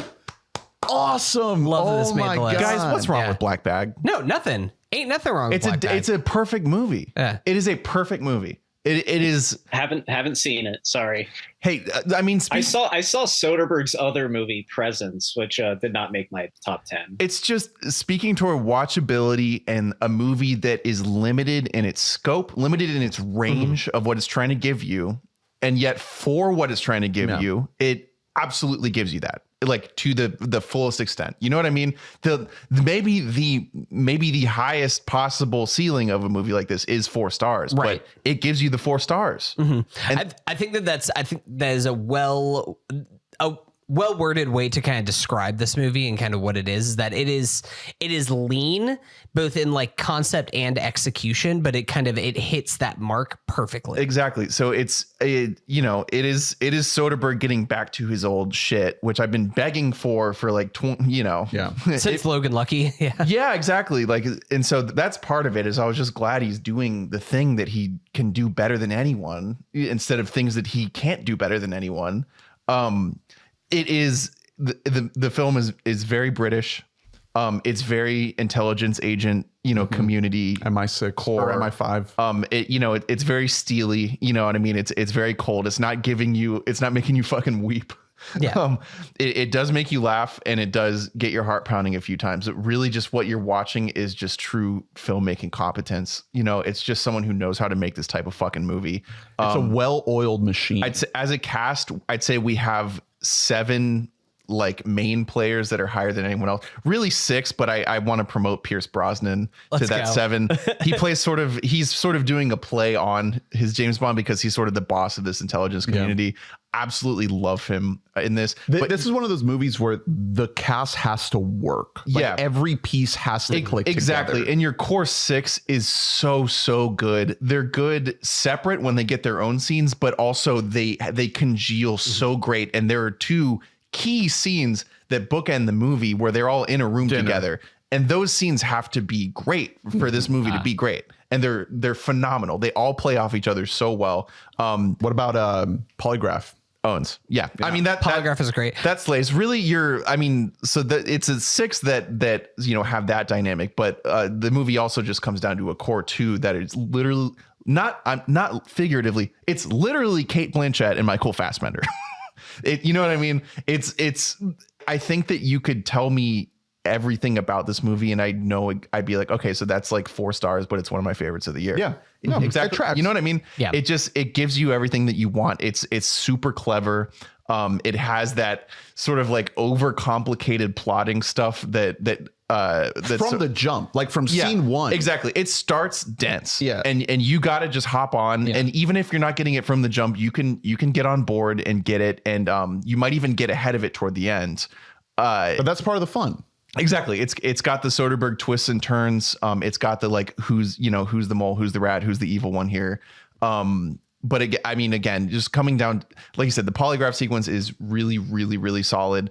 I was blown away by like the people who round out this core 6. Tom Burke, Dude, Tom Burke is like the MVP of this movie. Man. He's so fucking good. shout out Mank. Yeah. Let's go. And he's awesome in Furiosa too. So good. Yeah, really, really understated performance in that. Marissa Abella. I wasn't familiar with, even though, you know, she's in Barbie, and she's the one who played Amy Winehouse in Back to Black, and I think that was a crazy miscasting. I mean, industry heads It's not rise her up. fault, but yes. I can't. I mean, it's just like this actor could do a ton of stuff, and she's phenomenal. She's not Amy Winehouse. What are you talking about? Yeah, that's I can't blame her. And I mean, and that movie wasn't bad because she was the lead, but she is so cool in this. Like such a sneaky, complicated, interesting character. You want to dismiss her immediately as like kind of the femme fatale or whatever, and then there's a scene. I haven't seen this movie in a while, but there's a moment where that character sort of clicks into another gear where you start to doubt her allegiance, right? Because the whole point of this movie is at some point you want to consider that every single character could be the mole. Exactly. Similarly, I don't know exactly. I think it's Roger Jean Page. I think that's right. Yeah. Great performance as a type, you know, as like the one who's just too good looking, and should not be dynamic, but he brings that to it. And then Naomi Harris also as like their office therapist who's like should have been fired years ago. Yeah, it's definitely crossing like a lot of patient lines. It's just but wildly incompetent. She's so bad at her job. listing this whole cast off, like I think one word that I would use to describe this movie is it's like very sexy. Like this is an incredible date night movie. Everybody in this movie is just like hot, and they're all just like kind of acting around each other. Michael Fassbender turtleneck. You have at the core Michael Fassbender turtleneck and Cate Blanchett, just one of the great actors of our time, just out here, just like It's fucking. They're all operating at like 110% of themselves. And the pitch of the movie is it's essentially based like a Mr. and Mrs. Smith scenario where they're both secret agents for the same organization, but they're both, you know, meant to be suspicious of each other. And yet it goes places with their dynamic in particular that you would not predict based on that. Yeah. It works on all levels for me. I do also think like that this is much more the lane of Michael Fassbender that I love to see. And I'm glad that after we had like a decade-ish of like just trying to pigeonhole Michael Fassbender into more of a traditional leading man role, we're like, no, he's good at playing neurotic. Yeah. Like he's good at kind of playing like the killer. He's good at his job, but he's not great. Yeah, like The Killer is another good use of that, which is another movie that's well executed for what it is, but just always kind of has a little bit of a ceiling on it. This where he's just like kind of he's hot. He has like a lot of the skills, but also he kind of can't get out of his own way. Well, sometimes. it's mostly just he's like everyone else, thinks he's hot and he's competent, but he gets stunted on by his own wife all the time because Cate Blanchett is just that one level above him, right? In all ways, it's perfect casting, perfect deployment of all these people. What a great pick. Yeah, it's just a slick movie. It's just fucking slick. It's short. It's easy. Big recommend. I think it's exactly an hour and a half. Yeah, man. Like to the minute. It gets you in, gets you out. Black Bag, great pick. Drew's number 8. Hunter, number 8. So we have officially leveled up on my list here. This next movie, it pains me to put me at 8. And I know that we're gonna have to hold it. My number 8 is Eddington. Oh yeah, gonna have to save that. I know we're gonna have to save it. We've officially leveled up. I don't know how you guys feel about your list here, but there's been a tier jump for here. And I know that me ranking Eddington doesn't mean as much as a white man, but and I'm gonna stop speaking after this list. All right, so we're back to me for number 7. We can talk about it unless you have it. Eddington. Did not have to wait long. It's time to talk about Eddington, which I have seen, but it is not in my top 10. Collin, I want you to, Ernest, you talk first about Eddington, then Collin, I want you to provide a rebuttal because I know that you are not as high in this movie as the three of us are. You don't love Ari Aster, do you? Not really. Yeah. I'm wearing my Beau is Afraid shirt on this podcast today. This easily could have been higher. Yeah. I think this movie... I think it's a testament to this year that this movie isn't higher. As like the ICE raids descend on Minneapolis, this movie becomes more and more prescient and relevant. This is the story of a New Mexico town, a fictional town of Eddington, during the 2020 pandemic. And this feud that develops between the sheriff, played by Joaquin Phoenix, and the mayor, played by Pedro Pascal. And there's this great cast of knowns and unknowns that sort of round out this thing. I would describe it as a black comedy. I would describe it as a satire. I would describe it as a political thriller. But most of all, it's an Ari Aster movie. Mm-hmm. Yeah. And, he's kind of straight off from his horror roots, which, he definitely did with Beau. But Beau, you could describe more so as a horror movie than this. This movie is about now. It's about America. It's about the nightmare that we've been living in the past 5-ish years, 6 now since the pandemic started, and the absolute hellhole of the internet and social media, and the fact that, technology and phones and data centers are the enemy. That's what this movie is about. It's about a data center being built in this town. Something that is just going to continue to happen.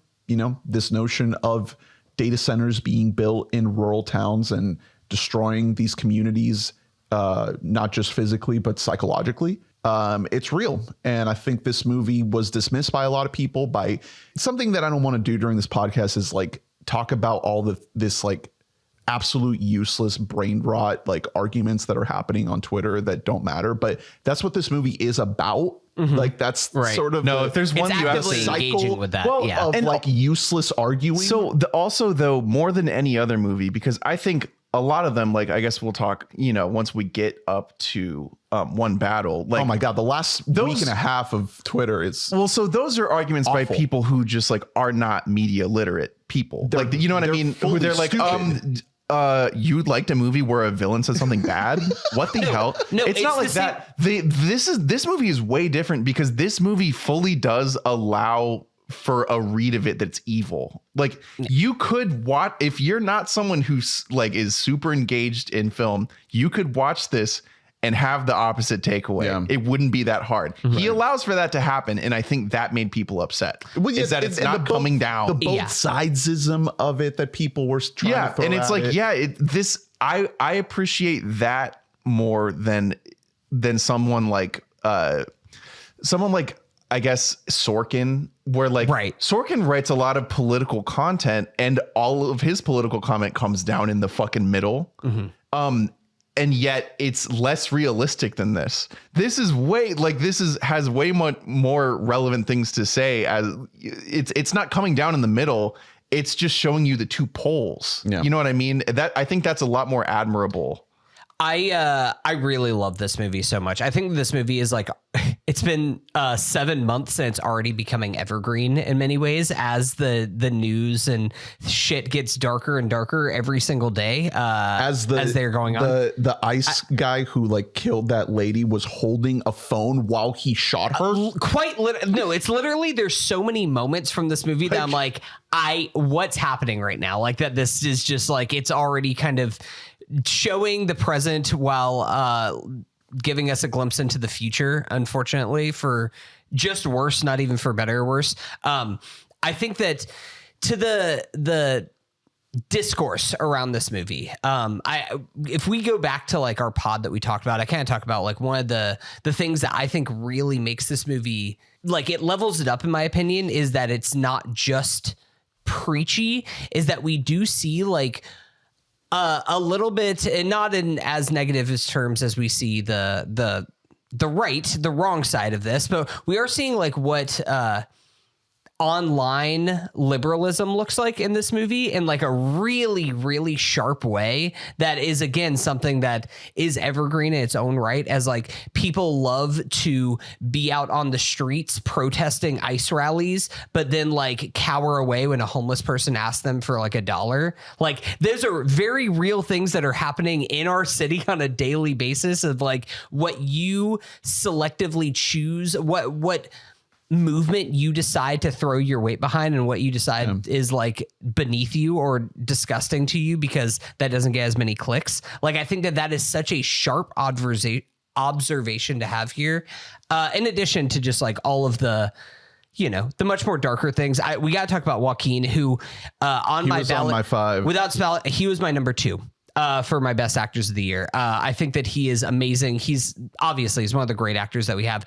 Ari Aster is in my top 5 directors because I think that this movie is just like, it's truly a one of one. It is probably the degree of difficulty to make this movie not an obnoxious piece of shit is so high, and the fact that Ari threaded that needle, at least to me. No, that's fair. I think I was a little lower on it than the both of you, because with all that said, while being able to view it as like objectively well made, I still didn't enjoy watching it. And so it's a fucked up movie. Well, it's fucked up, but it's also, I don't know, it's fucked up in a different way. It's not just like it's dark. It's just like playing with present things that are on your mind in a way that's like, I don't need that fucked with right now. Yeah, you don't want to be in that headspace. But that's the power of cinema. That's what art can do. Yeah. Art is a mirror. It is a reflection of reality. Sometimes art is escapism, and sometimes art is a mirror. Absolutely. But it really is just a matter of like,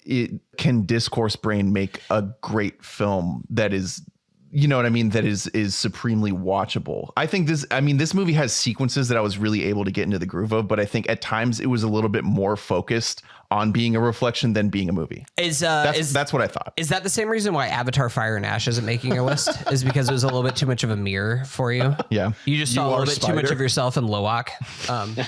Loak or Spider? I think that Drew's kind of the Loak of the podcast. What the fuck? That's so mean. I want to be the Quaritch of this podcast. So Colin, I want to be fucking them hips forward, Navi. I want to hear your take on this. Ari Aster, I really, really enjoyed his first 2 movies, Hereditary and Midsommar.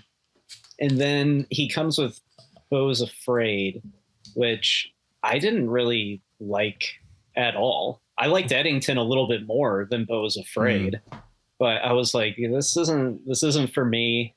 And then Eddington, when I found out what it was going to be about, I was just kind of like, what the hell?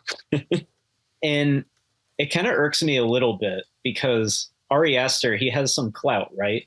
So he's like, oh, I'm going to make the first like legitimate 2020 movie. And I feel like that scores him like some brownie points in like the grand scheme of cinema, because inevitably there's going to be more 2020 based movies and everyone will go, oh, but Eddington was the first. So he kind of, broke that threshold.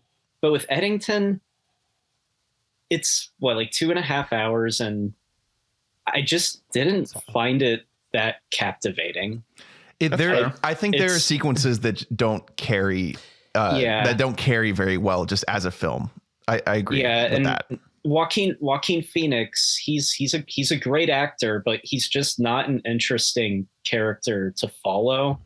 Maybe it's because he's played by Joaquin Phoenix. Maybe if they got like a non-actors to be in this movie, maybe it would cut a little bit deeper. I wanted it to be a little bit more searing, a little more gutting, but it kind of just felt like discourse that we've been reading and discussing for the last 5 years. Well, I do think that to that point, like this movie, it's not trying to like make you cry. Like this isn't a movie that has an emotional core. It's kind of like pissing on emotion in many ways, and just like giving you a middle finger and just saying like, we're fucked. It's poking. Like that's all that it is it's meant to provoke. And I do think that, Collin, to your point, like there is an argument that this movie is more about the ideas than it is about the substance. And I think that that's not really an argument that I can push back against, because I think that is true. It's a little bit long too. Like, is there some stuff, even on a rewatch, I'm like, does the Austin Butler stuff like fully work here? Or is that just another rip from the headlines kind of thing? Like, I love seeing him in here. Oh, I think it's great. His sequence is great. And it does play like, this is a movie that does play well on a rewatch when you do kind of know some of the things, when you see the crisis actors kind of like getting called to, from the very first scene of the sign saying that, you know, coming soon data center. Yeah. You know, I think this thing is brilliant. I think time will be very kind to this movie as we descend deeper into this fucking nightmare that we live in every day. This hellhole that we're carving out for ourselves. It's just going to feel, it already has felt like incredibly like relevant and prophetic, but I think more so than that, it is this interrogation of the moment and of how we see ourselves, and like, we are not making the right decisions as a society. Like, we are doing this to ourselves. And at a certain point, there is going to be this crossing of the threshold of, you know, kind of like a point of no return. And that's what AI is. That's what technology is pushing us towards. We are going to lose this battle. We're going to lose our humanity. And at the end of the day, the algorithm will just use us as food to harvest upon. That's what we're setting up for ourselves. This is an incredibly bleak movie that doesn't want to leave you with any hope. Mm-hmm. And I think that, you know, from an entertainment value perspective, that's not what you want. But from an artistic perspective, and I think Ari Aster is interested in capturing like the bleakness of this moment, I think it works. I think it works very well. I think he accomplishes what he wants to. And I you know, I don't really take issue with, you know, any quote unquote stance that people might think he's trying to take here. I think just truly it's just as a film, I think it has failures. Sure. That's fair. Yeah. And I absolutely, like, I'm in love with Beau is Afraid. I've seen it twice now, and I think Are you okay? I think it's a phenomenal movie, and that movie is like way too long, and I think that is a much better use of Joaquin than Eddington. I'll kind of agree with you there, Collin. I think that's like the Joaquin fucking pop-off. Yeah, show. like as time has passed, I've sort of chewed on a lot. Like Joaquin's one of, you know, my favorite actors ever. Is he the right guy for this? I'm not sure. It makes more sense if this guy is kind of charismatic. Well, he's playing just like a dumb guy. No, yeah, but he's a dumb loser that, like, you also look at him and you don't like him. So here's the thing that I actually love the choice of making him that way, is because Pedro Pascal is oozing charisma. So you need somebody who can like carry the weight of the screenplay, but also like you look at him and immediately you're like, I don't buy this guy. Like I distrust him immediately, and that kind of apexes with the scene in the Mexican restaurant where he does like he just says like disgusting things out there, like throwing accusations around. If only like that wasn't relatable, like a politician just slinging around just accusations left and right without any kind of backing. I agree. I just as I've distanced myself, I've thought, was he the right guy, and then was Emma the right person for her part? Emma could have done a little bit more. I think that's a better that's I do fall a little bit more into that just because it's such a thin character. Look, I think there's a reason why even for us who did like the movie, it's at what 7, 8, and 10, and not at number 1, 2, 3. Sure. Yeah. But it's on here. It's the it's best still performing here. so Well, far. and again, it has sequences that I think are phenomenal, and it's like that guy knows how to shoot stuff so well, and I like how fucking evil he is. Like I like that he's like the thing is like you could see it as like him just like getting the cultural cash of making the COVID movie, but like if he really wanted that, he wouldn't make it this fucking evil. Yeah. Like this movie is so heartless in a way that's like, oh, he's not trying to like all the way in the dark. he's not trying to claim territory here because no one's gonna make another movie this fucked. Yeah. That's the thing that I just hope that Ari never loses that. He had it a little bit in Hereditary, but it really came in Midsommar, which is still to this day my favorite Ari Aster movie. It's I think one of the best movies of the last 10 years. I have talked about that movie a lot on this podcast, so I don't want to espouse it too much. But he like gained a little bit of like, I'm just going to be a little bit mean in these movies. And I hope that he doesn't lose that. He's kept that the last couple, but I have Eddington the highest out of anyone.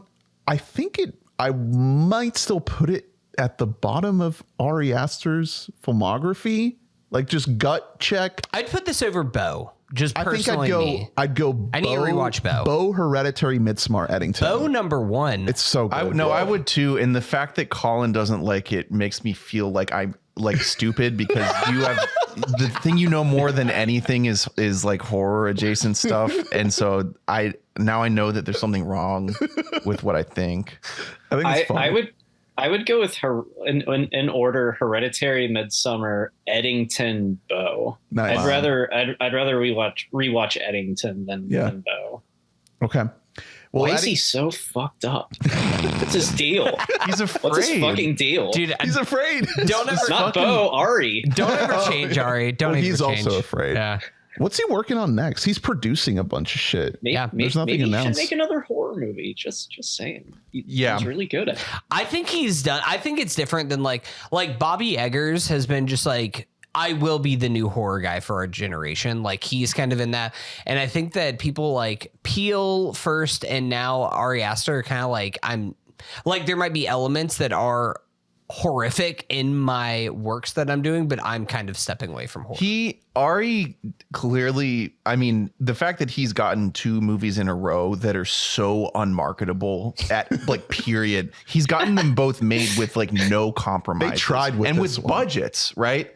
Like what he is good at is having the arguments that you have to make that happen. So you can only have so many like kind of flops to underperforming things in a row until those checks stop cashing. 100%. But what that means to me is that he likes the behind the scenes. He likes the producing element of it. And I mean, in interviews, he said as much. Like that's why he wants to use that power he has to help smaller filmmakers make stuff.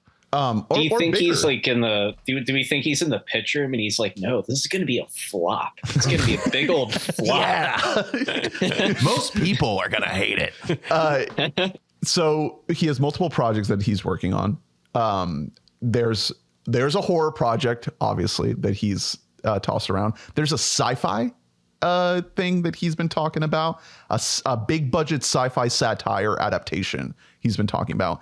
He also teased an Eddington sequel, which I'm guessing is Emma Stone and Austin Butler. I don't think I want that. And I think I'm good on that. What? The Eddington franchise.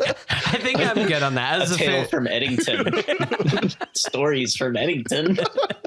It's never ending. You can just make a TV show set in Eddington. It's gonna be, dude. It's gonna be set in 2026. Oh, I heard he's making the Fauci movie.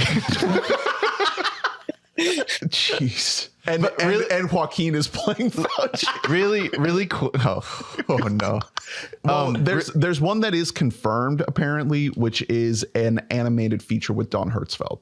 It's sick. I love that partnership. Really interesting. That's cool. Really quick. I just watched the new season of English Teacher. Nice. Remains, it's done for, such reasons. Should I watch? I mean, it's a great show. Yeah. Okay. First season. The first episode, it comes out so hot. The COVID musical. Yes. The kids are like, they're going to, I did see that one. They're going to make a musical of, they're going to do Angels in America, like as their school musical, but they're like, but we can't relate to this. We don't care about AIDS. Our AIDS was COVID. So then they do COVID in America. And it's really bad. You just see snippets of them being like, Fauci. it's a good show. Great show. All right, Eddington.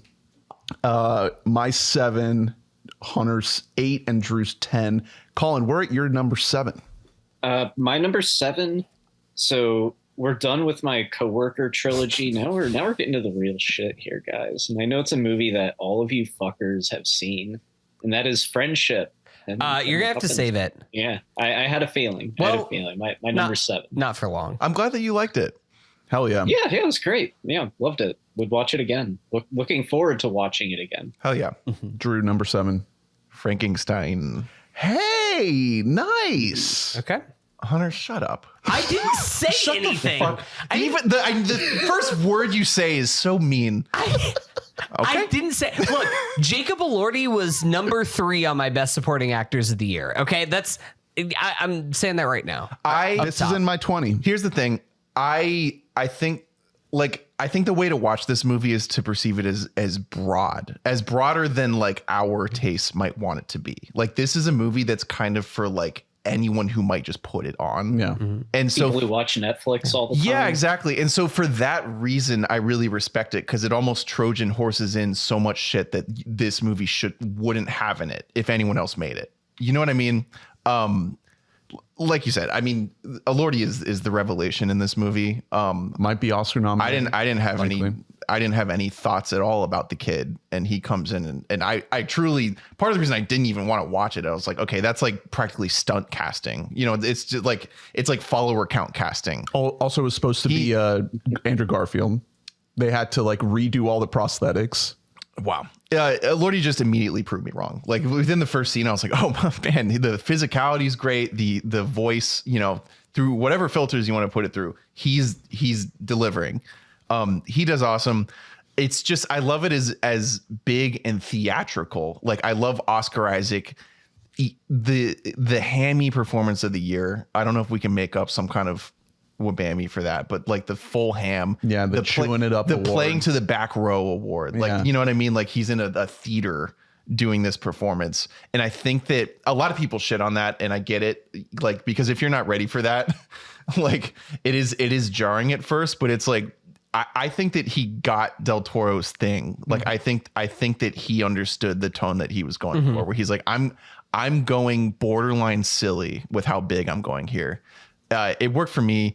The inconsistent aesthetically, I'll give you that. Like, there are pieces that look bad. I think there are a lot of pieces that look phenomenal. Well, I think it's interesting that Del Toro chose to almost not use any close-ups in this movie. It's a lot of wides and a lot of stuff that's like the entire frame is in focus. So you have to commit. Like, you can't, a lot of times you get this stuff that's like, borderline slop, where you can tell they put a lot of work into it, but the backgrounds are really hazy because it's like they wanted the option of swapping it out no matter what. They didn't have that in this movie. I mean, maybe they found a workaround, but there is a point when, you have the CGI backdrops, but there's a point where it meets an actual built set. Right. That's not out of focus. Yeah. It's all in focus. So whatever you're burning into the camera, like, it's going to be a lot of work to undo that and paint everything out. There's a commitment. There's a sense of like, we are going for something. It's also really interesting to go that wide when it's not going to be seen on theater screens. Yeah. Yeah. And I think to that point, like, I will give it to you. Like, I think that the production design of this movie is awesome. Like, it was on my long list just for production design because I think that stuff is good. I hate the way this movie looks overall. I hate the way that's shot. I think it looks like TV, and I mean that derogatorily. It looks like Netflix. It looks like an episode of Wednesday as you were watching it. I think that a lot of that goes to more of like the cameras and the cinematography behind this than it is that. You can't say that about the whole movie. I think that a lot of the movie, it has a digital look to it that I really just butted up Wednesday. against. I think it's a lot of the, and I really don't like the color correcting that they do too. I think that's another thing that's fair. Specifically draws like the Wednesday comparison where it's hyper saturated in all the ways that I don't really like, but I don't want to be mean because this is your top end. This is it's your number 7. It's my number 46, which you know who's splitting the difference. But you're so. What was like one 100 above movies. Frankenstein? One above Frankenstein.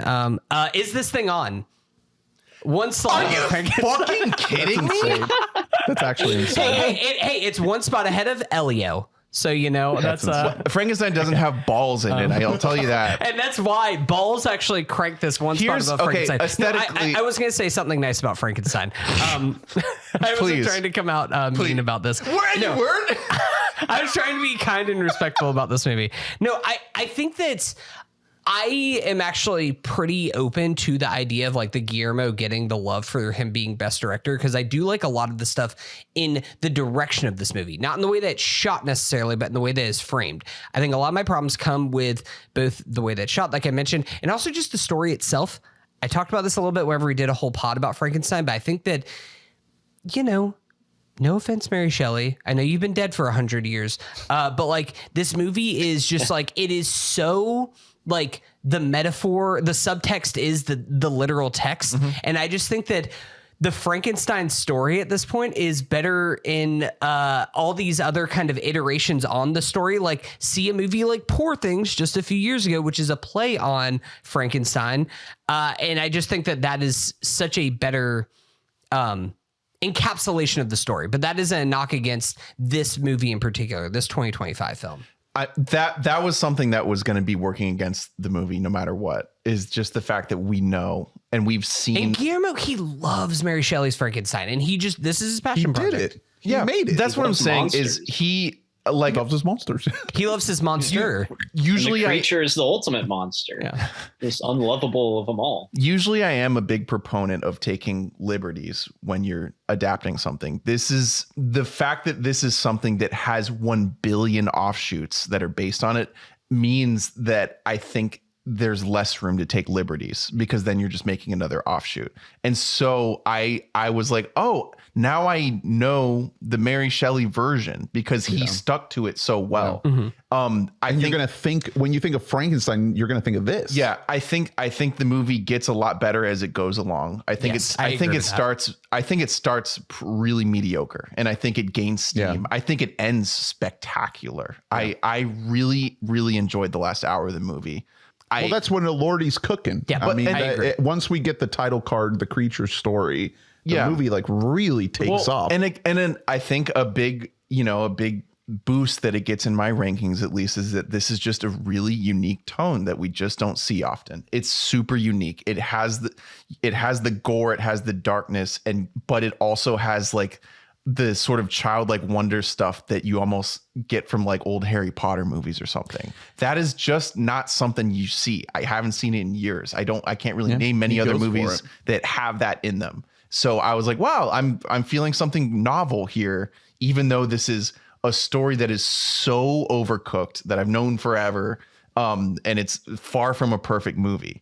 So I appreciated it for that. Collin, what were your thoughts? Did you see it? Yeah, I watched it. I thought it was okay. Collin's closer to me. All right, so what's your number? Hey, Lee had this on her top 5. Yeah, as she also did Eddington. I'm glad that Lee joined us on that pod to help me out. Collin, let me ask you a question about this, because I really bumped up against both the casting and the writing for the Oscar Isaac Victor Frankenstein character.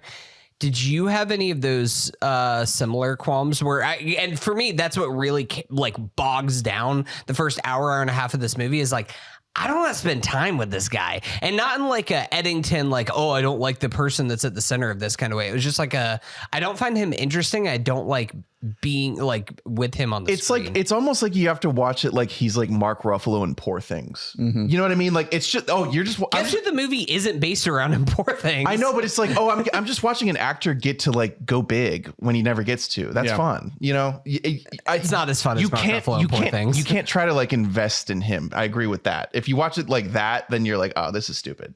I just couldn't separate it from the universal classic Frankenstein. I'm a James Whale, Boris Karloff stan, so I'm like, where's his bolts? Why aren't they chasing him, trying to Where are burn the him? pitchforks? Why aren't they trying to burn him down in a windmill? Why didn't he throw a little girl in the lake? So I just had trouble like separating that, because the original Universal monster Frankenstein is awesome. Yeah. It's one of the it's like one of the first like legit like amazing movies ever made back in 1931. And Guillermo del Toro making a Frankenstein movie, that's a no-brainer. Like that should be like his like crowning achievement. And it's definitely not that. It's no crowning achievement. I'll give you 100%. I think like it's interesting because like I know this movie is more faithful to like the book and to the telling of that. And even like when Lee was on the pod, Lee said everybody's horny for the monster. Everybody wants the monster to come in. I think that Guillermo is also a little bit horny for the monster in the writing of the depiction of these characters, because like he puts so much more empathy into Jacob Elordi's The Creature than he does into Oscar Isaac. Like he could tell that like Guillermo is more interested in in showcasing that as the character. He is the monster. Unfortunately, it takes an hour and a half to actually get to. I know, but again, I think that's baked into. If you want to adapt the book, that's what it is. Yeah. I'm pretty sure. Like I asked Lee because she's read the book, and it's like, yeah, that guy sucks, man. Like, I guess he fucking sucks. He's the original tech bro. He was history's first Sam Altman. I get it. Like that. It's not like we can just excuse all that just because it's in the book. You know what I mean? Like 100%. So Elon Musk, do you think he's like cooking up a creature right now? Absolutely. Okay. Yeah. I think it would probably be like the sex creature from I know. Passion. Yeah. He's fucking that thing. This is a great pick. I will say I did really like the framing device, the story being told on the ship, and then the creature gets to the ship, and then it tells the other half of the story. I'm a sucker for characters being like, I'm going to tell you a story. I know. I love him. Yeah, your life like, of pies, your Forrest Gump. He fucking busts in there, and he's like, before I kill everyone, I need to tell a story. I've actually become very articulate. Yeah. I think this is a great pick. I think it's great that Guillermo finally got a chance to make this thing. He's been wanting to make it since he was a little boy. This is also like, this is the last movie on my list that I would call like very flawed, like 100%. Like there's a big tear break where everything above this, I think, is like near perfect. So that's Frankenstein. It's Drew's number 7, Hunter number 7. I will say, Drew, another movie that Frankenstein is ahead of, that I'm going to guess isn't getting brought up at this point, Hamnet. So don't be mad at me. Hey, hold on, Ernest. Hamnet is on my list. You loved Hamnet. Lee, Golden Globe winner. Lee had it on her list. She Hamnet. liked it, yeah. We'll talk. It's a good movie. It's fine. Or actually, maybe we won't talk about it. My number 7, we're gonna have to wait on. My number 7 is actually I matched with Collin. This one, my number 7 is also Friendship, and it hurts me to put it as low as it is, but you know, it's been a year. We're getting to that point of the list, guys. So my number 6 is also Friendship. Collin, number 6. My number 6 is from The Soul of Mike Flanagan, The Life of Chuck. Let's go! Collin, I almost mentioned this when we were just talking about Stephen King earlier. I cannot believe that this made it so high on your list. Thanks for 39 great years. From The Soul of Mike Flanagan. So this thing won the People's Choice at Toronto TIFF in 2024. Yeah. And I was like, what? And it's based off of what? A new short story by Stephen King. So I look up what the short story is about, and I'm like, it's about the life of Chuck. Like, what the fuck is going on here? This Chuck? I was like, this is insane. Like, that's just what it's about. It's about the life of Chuck. So I was highly anticipating this because, you know, winning the TIFF award, that leads to getting a Best Picture nominee. And that didn't happen because Neon, you know, they were far more into like Anora. And, well, they didn't release it. Anatomy of a Fall during that time. They completely just sat on this. Yeah, movie. they just couldn't release it. And they just held it. Yeah, they were like, let's release it in the summer. It's a blockbuster. It's a feel-good blockbuster movie. It's like, no, just dump it in November. And idiotic idea. Best Picture, adapted screenplay, maybe Mark Hamill for supporting actor. Wouldn't have won anything, but it could have been nominated. Yeah. But this is an interesting movie. It's what I wanted it to be. it's a movie in 3 parts. The first half I thought was flat out incredible. I love the opening chunk of this movie. Yeah, the first 40 minutes. 40 minutes. I was over the incredible. Mm-hmm. Yeah, it's incredible. And then second and third part, we meet the titular Chuck, and he's just is an ordinary, boring guy that anyone can aspire and will probably end up being. You'll become an accountant and then you'll die by the time you're mid 40. And it's what 30, I wanted 39, to be. 39 valiant years. I flew to Las Vegas in the summer about a month after the movie came out. And when we were flying back, we were in Houston, the Houston airport. And we were sitting there eating some food, and I'm people watching, and I'm looking at some luggage nearby, and it's that sticker, the "Thank you, Chuck," with him sitting at his desk. And oh my God, were you? I was like, in the movie? I was assuming they worked on the movie, because why else would you have that sticker? That's the only way. You were I was a grip on the life of Chuck. But I know Ernest and Hunter have seen it. Drew. He kind of sees it as Coheed and Cambria, ickiness, repellent. And not a Mike Flanagan boy over here. I think. Can you sell me on this? I don't know, man. Do you like Stephen King? Do you like Stephen King short stories? Drew, I don't know if you will like it because you are not a Flanagan boy, and this is very Mike Flanagan-y. I would love to just hear what you think about it. I think, Collin, there was a long period of time where this movie was on my top 10. Honestly, and there's a world I've only seen it the one time in theaters. Yeah, me too. I haven't rewatched it. I don't know when I'm going to watch it again. If I would have rewatched this movie, I think there's a chance that I could have back into my top 10 because I really love this movie. This movie really worked on me. Collin, I think that you contain multitudes, buddy. Yeah, thank you. Look, we all do. There's so much of this thing that I just found it to be it's so charming. This movie, Drew, if I was going to sell this to you, I would say this is there's a reason why this movie was released in the summertime is because if this was the year 1994, this movie would make $200 million being released in the summer. Yeah. Unfortunately, movies like this don't get released in the summertime. They don't get made in the same way. It's a really weird movie, man. Look back at the box office of the 90s. Well, every movie made $200 million. Well, no, but I'm just saying of a Tom Hanks driven movie or something like this. Great, this movie is much more of a triptych. It's also a fucking Tom Hiddleston movie. Without really giving away or spoiling what happens here, the opening chunk of this movie puts you into a plot that gets completely upended and throws you into this other plot. I remember that pissed you off. And when that happens, you're such in this weird headspace, at least I was, that I couldn't really find my footing for the rest of the movie. And there's this middle chunk where, we get the Tom Hiddleston dancing thing. That's good, but you're just thinking the whole time, what the fuck does this have to do with what I just watched? No. This doesn't make any sense. And then they tie it back together all at the end.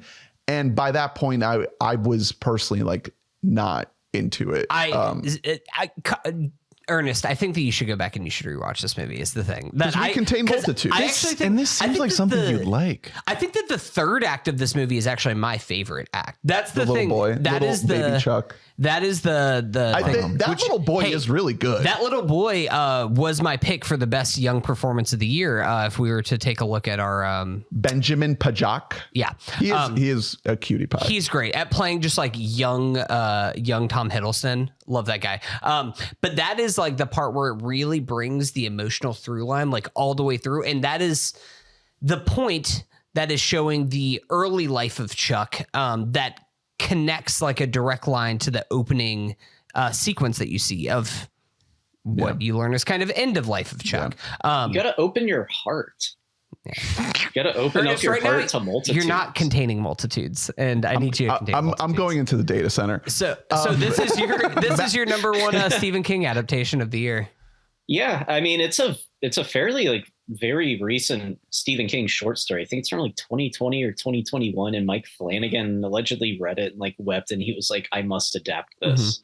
And Mike Flanagan, he has such a huge fan base because of all of his Netflix miniseries. And all those people, they just have no clue what like the life of Chuck is. I feel like it's a movie where if people watched it, I think a lot of people would generally like enjoy it, but it just gets buried now. Well, same with like Rental Family. Isn't that a movie that like if that's everyone fair. watched it, everyone would enjoy it? I mean, to some 100%. degree? They'll both be on Hulu. One piece of that is that Flanagan's fans expect like a level of darkness, you know, like an aesthetic of darkness and like That's not what this horror is at all. adjacent stuff. That's what he promises in all of his shows. Yeah, but he has a lot of like emotion and heart and like characters talking deeply about what's on their mind, and that's a lot of what the life of Chuck is. Can we shout out? It's not that much different from his miniseries in that regard. Yeah, Can we shout out Matthew Lillard?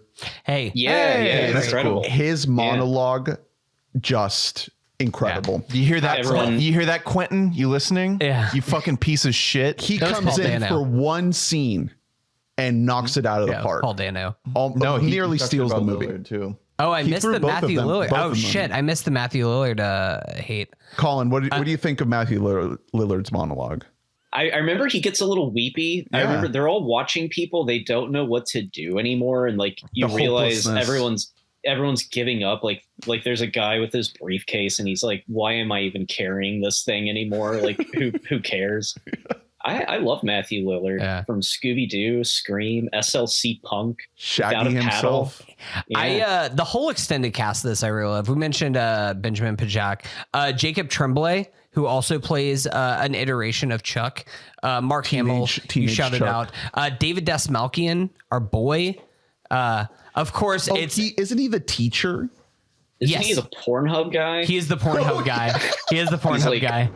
He's like, what's going to happen to Pornhub? Which is something, if you live in a certain, coast, that became a reality. So it kind of predicted some shit. The shutting down. Or bleak world. Of course, this is a Mike Flanagan film, so we do get his I'm blanking. Oh, on her name. his wife, girl, Kate Siegel. Yeah, she's in it. She delivers the "You Can Tame Multitudes" monologue.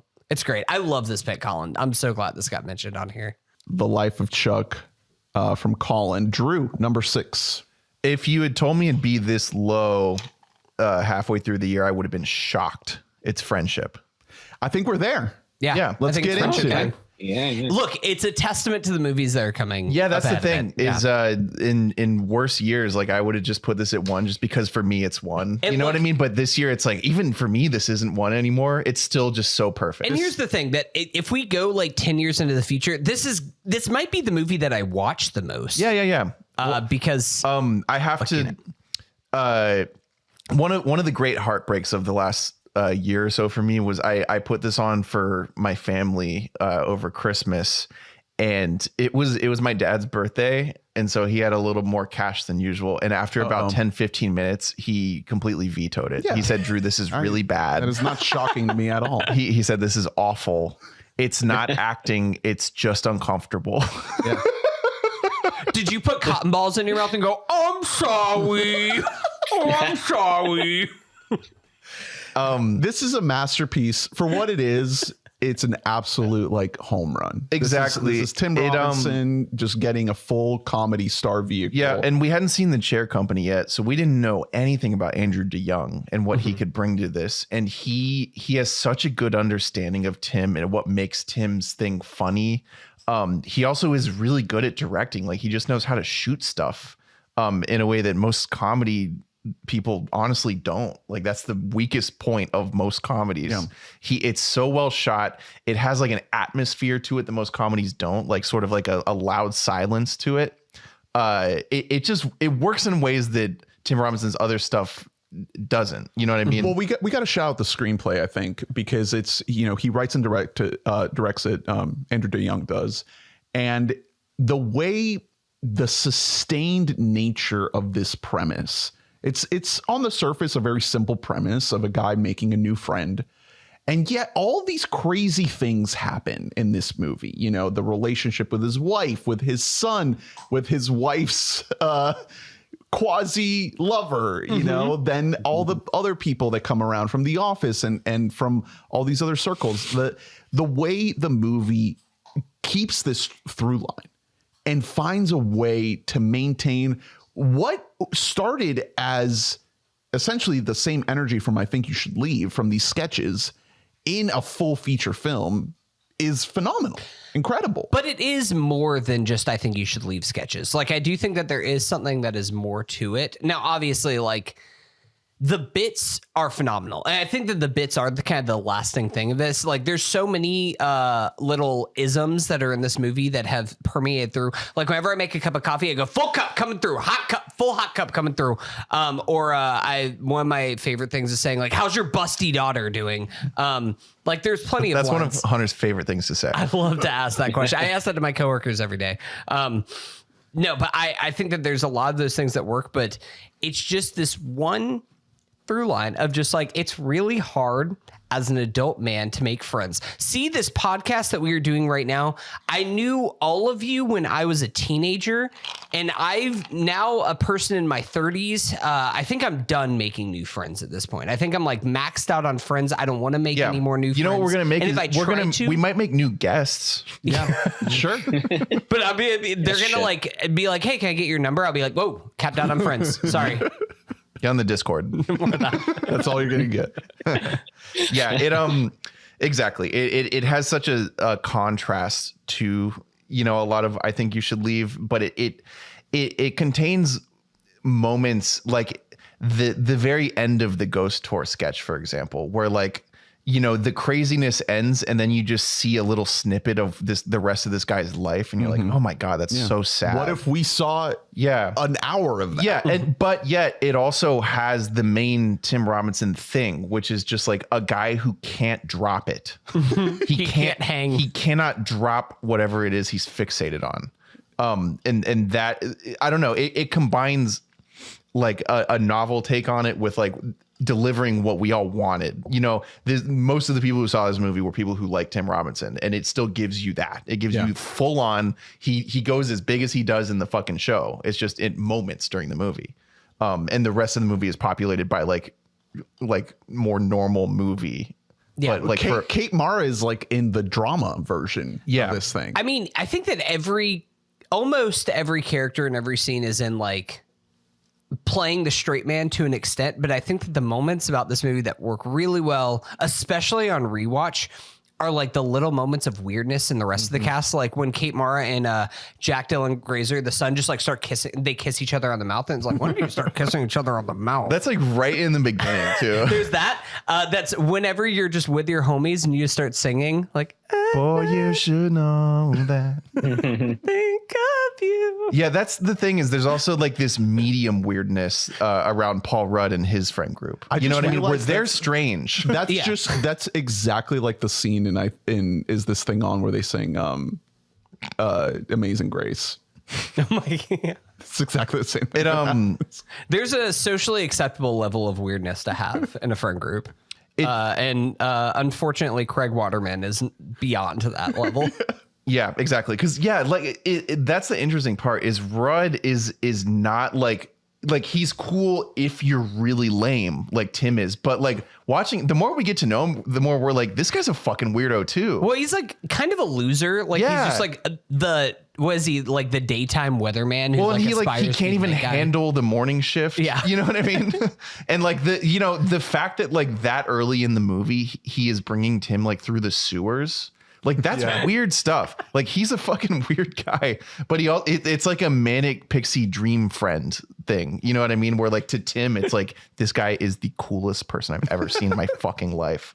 I think that's a very like male thing to happen. Like whenever you're like, it captures something of whenever you're young, and you know that feeling whenever you're like a teenager and you like meet a new friend. I probably had this feeling with all three of you guys on this podcast. Where the first time I met you, like the first couple weeks, I was like, God, this guy's so cool. That's the coolest guy. This is my new friend. Like, this is a cool boy. Like, we're gonna be boys forever now.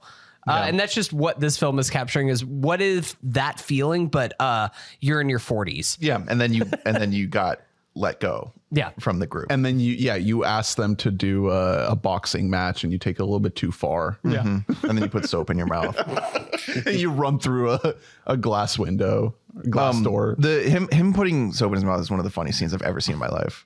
There are so many scenes like that in this movie. I mean, we could be here all night, just like basically just quoting and retelling the entire movie. I think for me, it's Subway. I think just the whole subway trip is absolutely transcendent. I will leave you guys with this. We should never left Afghanistan. Connor O'Malley. Yeah, that whole sequence is unbelievable. I mean, Connor O'Malley is just like a king in his own right. Fits perfectly into the tapestry of this whole movie because he's like, there's such little of him, but it's like almost the charismatic version of the Craig Waterman character, because that guy is also fucking insane, but there's obviously something about him that makes people want to bring him around more. Shout out to Paul Rudd, man. Yeah. He is asked to be like the most normal person or close to the most normal person. Like surface level, normal. But then the more you know him, he's weird. He also, I mean, Paul Rudd also like produced the movie. He's like, a big piece of the force that like actually got it made. Yeah, he's just being the straight line to Tim's wavy line. Yeah, he gets out of the way when he knocks it out. The crew is also, it has like some acolytes of Tim, like and like also like Kyle Emseen, Eric Rahill, who I fucking love, and then Carmen Christopher, who just fucking owns and everything. He has such a bigger role in English Teacher season 2. He's awesome in that. Collin, we haven't really talked about this movie. What were your thoughts? I mean, if you like I Think You Should Leave and Tim Robinson, then you're in pretty safe hands with Friendship. But I agree with what you were saying, Drew. This movie, it does kind of have like a dark atmosphere to it, but it's not overbearing. It's not too stylized, but it's still there. Just a lot of random lines of dialogue are sticking in my head. Like when they're doing like a presentation or something, and like the main CEO guy, he's just like, I look like a Marvel. There's a new Marvel out.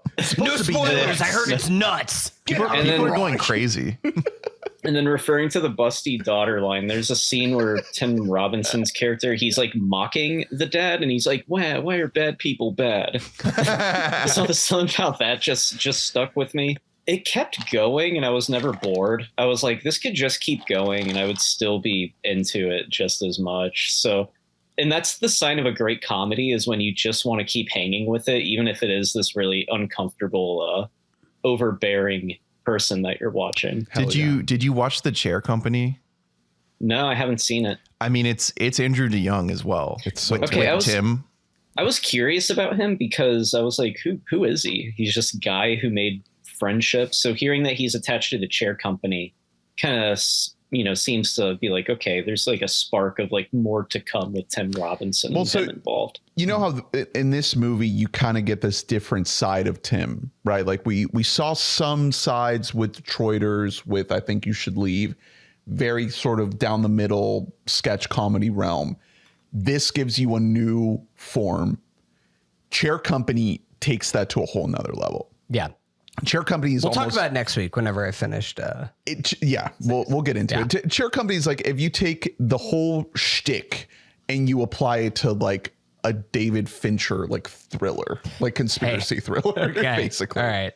I wanted to shout out to Adam, who just put this quote as his review on Letterboxd. It's the SEAL Team 6 meal. It's the meal that the SEAL Team 6 ate after they killed Osama and buried his body in the ocean. It's 22,000 calories. It's 4 racks of ribs, mac and cheese, Caesar salad. The best part about that is he gets the meal. He's like, there's too much fucking food. So good. There's so many moments of this that are great. I got the blue for Christmas, and The I just special like, A24 package. Immediately was just like, I just want to watch the extended sequence. The garage. Yeah. With the Bin Laden raid picture on the wall the entire time, like right next to Connor's head. It's so good. It's just amazing. Like, this is the hardest that I laughed in a movie theater in years. Honestly, it was the hardest I laughed since Jackass Forever. And that was almost because that was like the first comedy in a couple of years. And and those movies with a big audience are just like, those movies are meant for a big audience. They fucking rock in a theater. I started laughing from the very first scene where it's like they're at the group, the support group. Yeah. And then Tim's face just like slowly and he's like, comes in. I've been orgasming just fine. And what else does he say? He's like, regarding the cancer, he's like, it's not coming back. It's not coming back. Can I wake you up with a lick? Dude, this movie is gonna it feels dumb to have it this low because I'm like, God, movie is just gonna be one of my favorite movies. But you know, That's the thing. it sucks. We're reaching that point, and God damn, is this movie a great movie? Love it. Friendship. It's Hunter 7 and Drew and I is 6. Hunter, we're your number 6. Wait, Colin, it was on your list too. Where was it? It was number 7. Oh, Okay, sorry. so- Yes. Yeah. 7766. Strong. Right. That's Wow. strong. This one I know we're gonna have to wait on. My number 6 is, again, it hurts to put it this low. My number 6 is Weapons. Yeah, we're yeah, gonna have to wait on it that. just Yeah. for a bit because I believe it is my number 5. Well, we still gotta wait. No. Yeah, still gotta wait. I know. Yeah, for Colin, I know we're gonna wait. We are at the port in the podcast where I was like, we're gonna be a lot of overlap happening on these movies. So Colin, we are at your number 5. My number 5, it's actually a movie that I watched less than 24 hours ago for preparation for this podcast. I was looking at my movies and I was like Companion, like The Long Walk, Final Destination, Coworker trilogy. Yeah. I was like, what have I not seen that I have a feeling that I'm gonna like? So I rented it and I was like, yeah, I really like that. That was great. And my number 5 is If I Had Legs, I'd Kick You. Wow. yes, I Hell yes. love that this is made your top 5. Speak on it. Well, the title is intriguing. It sounds like a Judy Bloom novel. It sounds like a book that was written like 5 decades ago.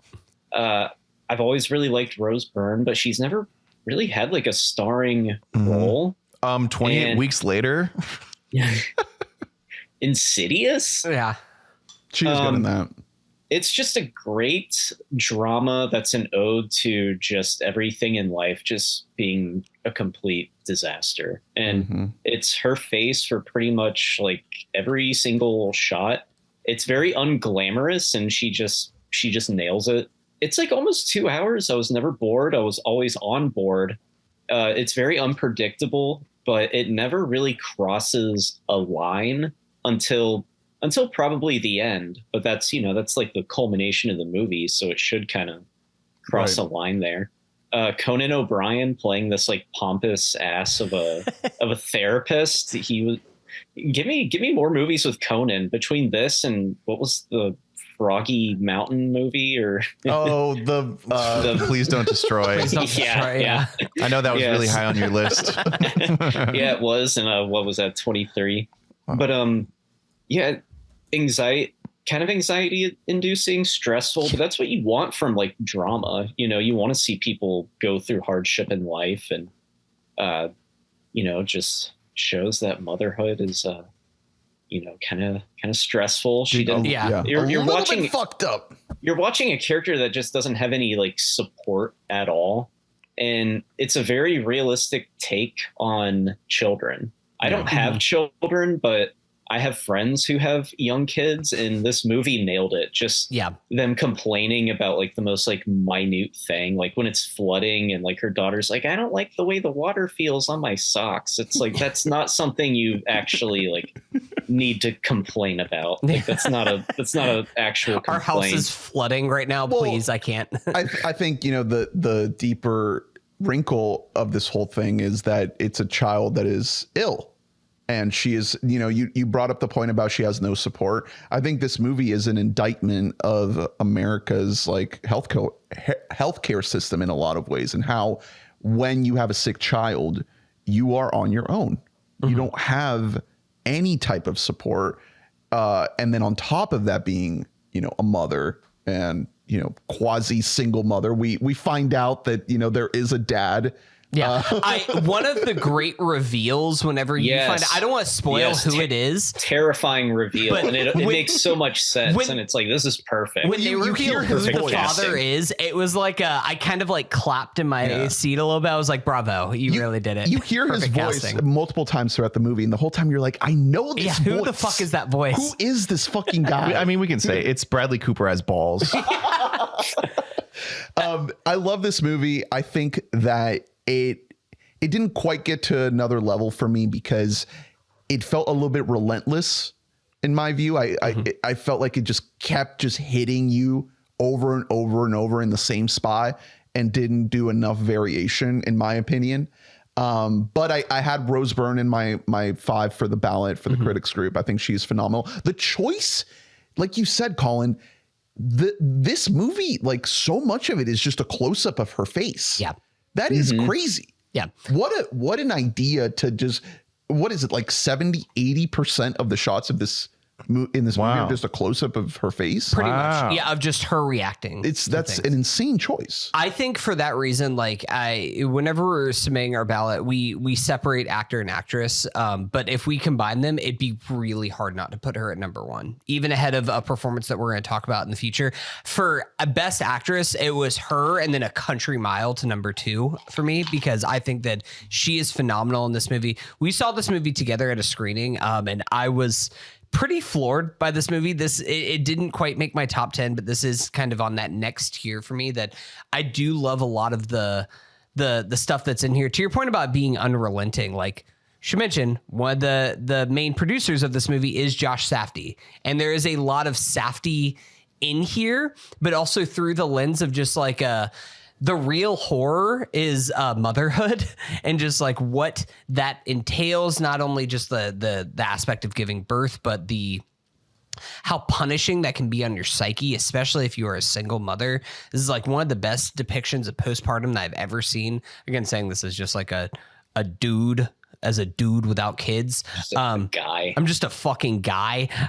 But I absolutely love this movie. I thought that this movie was like, it really knocked me on my ass in many ways. Golden Globe winner. Yeah. Rose Byrne. I am all in on like give her all of the plaudits. Yeah. I really hope that she ends up winning. At this point, The it looks Oscar? like I think it's going to Over need to be an Hamnet? upset over Jessie Buckley. Jessie Buckley, Hamnet is a movie that I have complicated feelings about. I've talked about in the pod before. But I think that Jessie Buckley is incredible. The fact that this movie was nominated for Best Comedy or Musical at the It's Golden not a Globes. comedy. What are we doing right Because now? Conan is in it. It has elements of dark comedy. Sure. Yeah. Dark comedy. This movie's You know, fucking bleak, dude. Most movies do. Yeah. This movie is a drama. I was, I don't know what we're Oh talking yeah, about it here. is a drama. I was just explaining how like the categories at the Globes work to my girlfriend, and she was like, "What? Doesn't make sense. That's so fucking stupid." It's almost like the Golden Globes are a made-up award show, and they're stupid and dumb, and we shouldn't take them seriously. Major shout outs to Mary Bronstein, who writes and directs this thing and shows up as the doctor, right? Yeah, I do. she has a supporting role in it. One thing about this movie, another aspect that I really love is the Rose Byrne character is a therapist. And so she sits there and listens to people like bitch about their like stupid menial problems all day long. But then she feels like she doesn't have anybody to listen to her problems. And it's something that is, it's like a Who Watches the Watchmen kind of thing of like you just have to sit here. And again, the camera is just on her face the whole time while you have this whole range of people that are like bitching and bringing all of this drama. Some of it is like, they seem like they are like real things. Like there is another mother that's going and seeing her for help. But then you just have this guy who's just like, definitely just has like a fantasy about wanting to fuck his therapist. And like, that's just kind of like his thing that's there. And you just have to watch her just like exhausted, have to like deal and be professional with all this other bullshit that's happening there. That is kind of a cool love this dynamic of the fact that you get to see what happens before she shuts the door and starts the clock on the therapy session.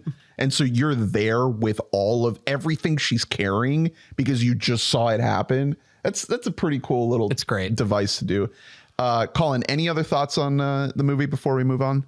Anything you haven't said? Yeah, just one last thought is that there's like a theme aspect of If I Had Legs, I'd Kick You, is that she's a therapist, Conan's her therapist, and there's certain like clients they have that just think that like a therapist is like a magician, and they're like, you need to just magically fix me. And it's like, that's not like a therapist's job to just magically like change you. And it kind of like, there's her one client who goes missing, but she also does that to Conan, who's her therapist towards the end. So I don't know. Thought that was a little food for thought. You know, therapists, they're just people too. Right. They're not magicians. They can't After you just magically heal you. After you watched this, did you go out into the living room and give Diane, your mom, a big kiss on the cheek for raising you. Like, thank you. And then I emailed my therapist. I was like, "Can we bump up our next meeting? I need you to fix me." But yeah, great movie. Yeah, if let's say I'd Kick You is Colin's 5. Drew, number 5. We're gonna have to wait at Sinners. Yeah, we're gonna have to wait on that. What's your number 5, Hunter? My number 5 is, and I'm surprised it hasn't been mentioned yet, but it is a movie that really fucking floored me. That is Sentimental Value. Did not make my list. It didn't make mine either. Pop off. That's okay. Haven't seen it. This is Joachim Trier's follow-up to The Worst Person in the World. I wrote a whole piece for this on the website, weboughtamike.net. Great website. A couple months ago after I saw it. The thing is with this movie is that it affected me in a way that I want to give it like the highest praise possible as far as like the emotions that it elicited. And that isn't that like it made me openly weep or anything like that that's so dramatic. Instead, it just kind of left me with this lump in my throat. For people who don't know, this is centered around 2 sisters, Nora and Agnes, who, after the death of their mother, are kind of reunited forcibly with their estranged father, played by Stellan Skarsgård. Golden Globe winner. They try to... I don't want to say like rekindle their relationship, but they try to kind of, it's a little bit of like let's just brush this under the rug and move past this because we're all adults now.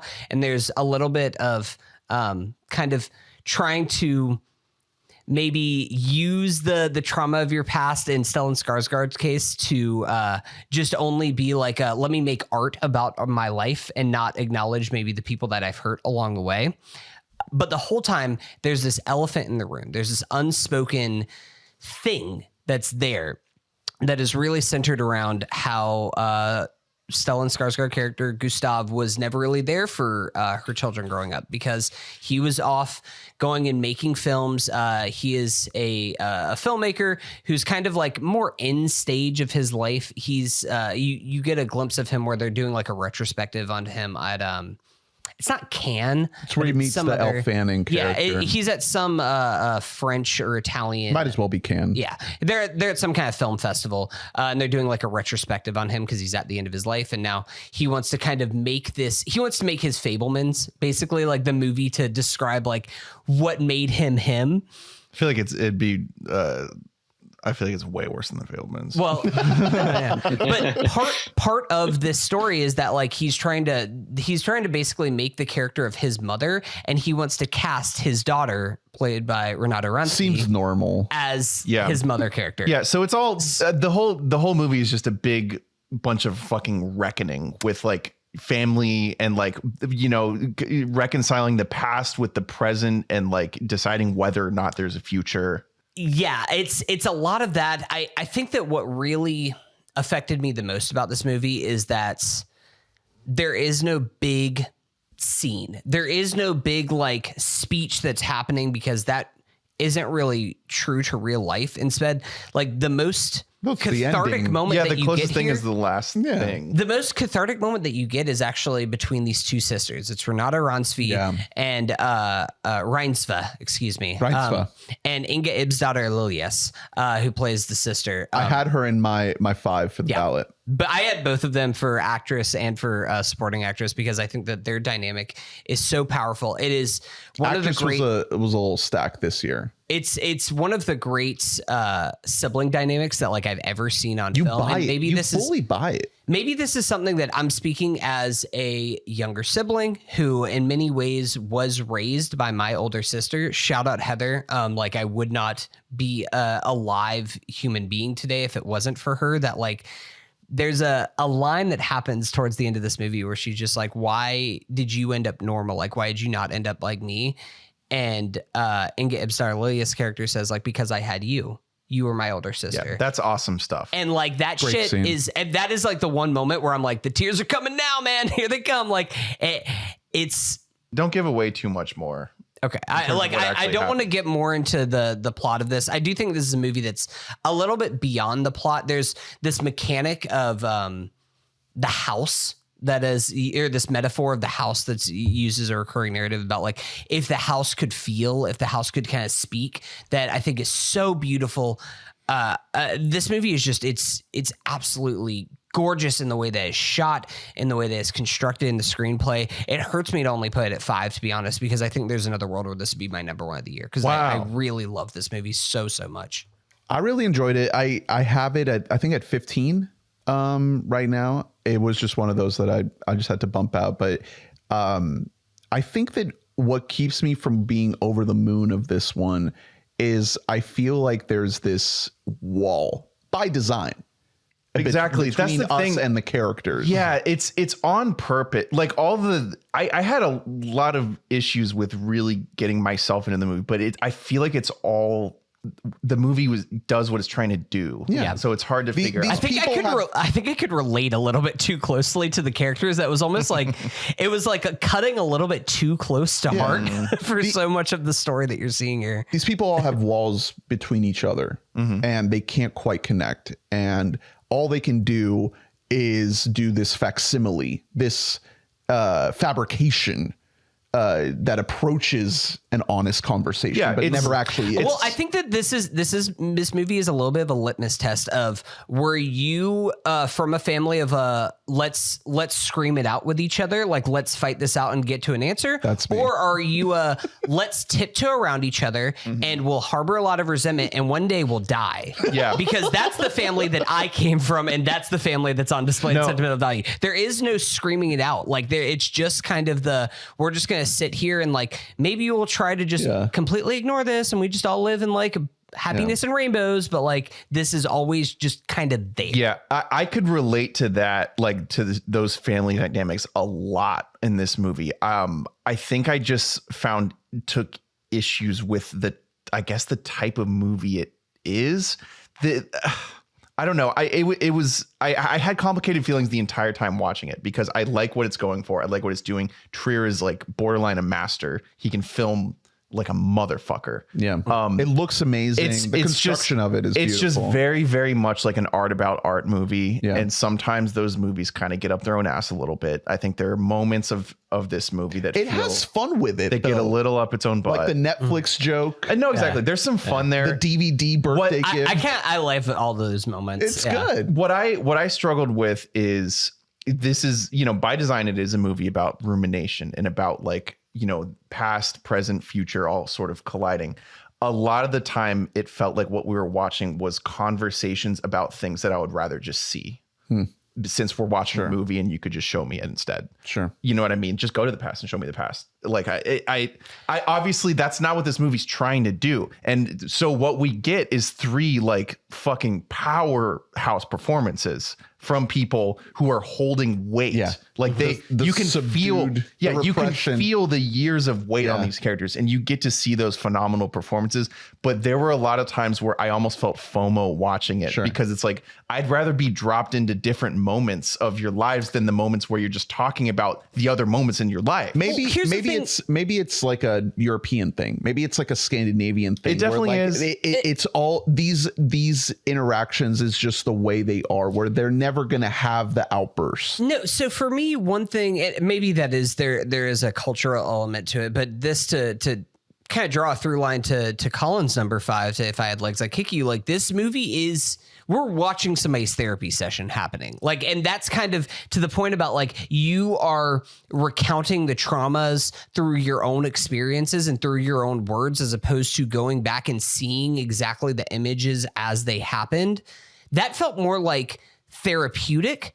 And I mean that in the most literal sense of actually a therapy session. And I think that really resonated with me, because that's kind of, again, like, we're mostly here in the Nora Renata Ransvy's character's perspective, and all that she can do, she can't go back and relive those moments. All that she can do is recount them as she remembers them in her own head. And I think that that's kind of the decision that the film is making in those moments. I definitely see what you're saying there about like, do you want like a flashback scene to happen there? I thought that it's really telling that the only quote unquote flashback that you get is actually from one of Gustav's films. That's the only point in time where you're actually going back, aside from the very, very beginning of the movie. And I think that's kind of a purposeful choice where it's like, hey, this is captured on film. So we have the ability to actually go back and look at this as it was on screen. And even that one shot, like that one scene that you do see of his fake movie that he's making, like that gets unpacked a little bit later on, as it's just like, what was the relationship like with Agnes's character as she was making that film. That is what that hit super hard. Like that works so well for me. The big part of the reason is just Skarsgård is just a phenom. Like he's but the two so girls good. too. I mean, of course. I mean, it's a triumvirate. And you know, Elle Fanning did really well too. But I do think Elle Fanning is a little bit kind of lost here. But I do think that what she is doing, she's asked such a difficult thing to do where, without getting too into the spoilers of the movie, she is asked basically to play Renata Reinsve. Yeah. Like she is asked to like, hey, can you play my daughter since I can't get my daughter for this playing role? my mom. yeah, exactly. Like, it's a crazy difficult role. I think that early on, the meeting of him and of Skarsgård and her is incredible. It's great filmmaking. It feels, I don't know, it feels airy and open, but it also has a darkness to it that you can't put your finger on, where you're just like, what does he want out of this?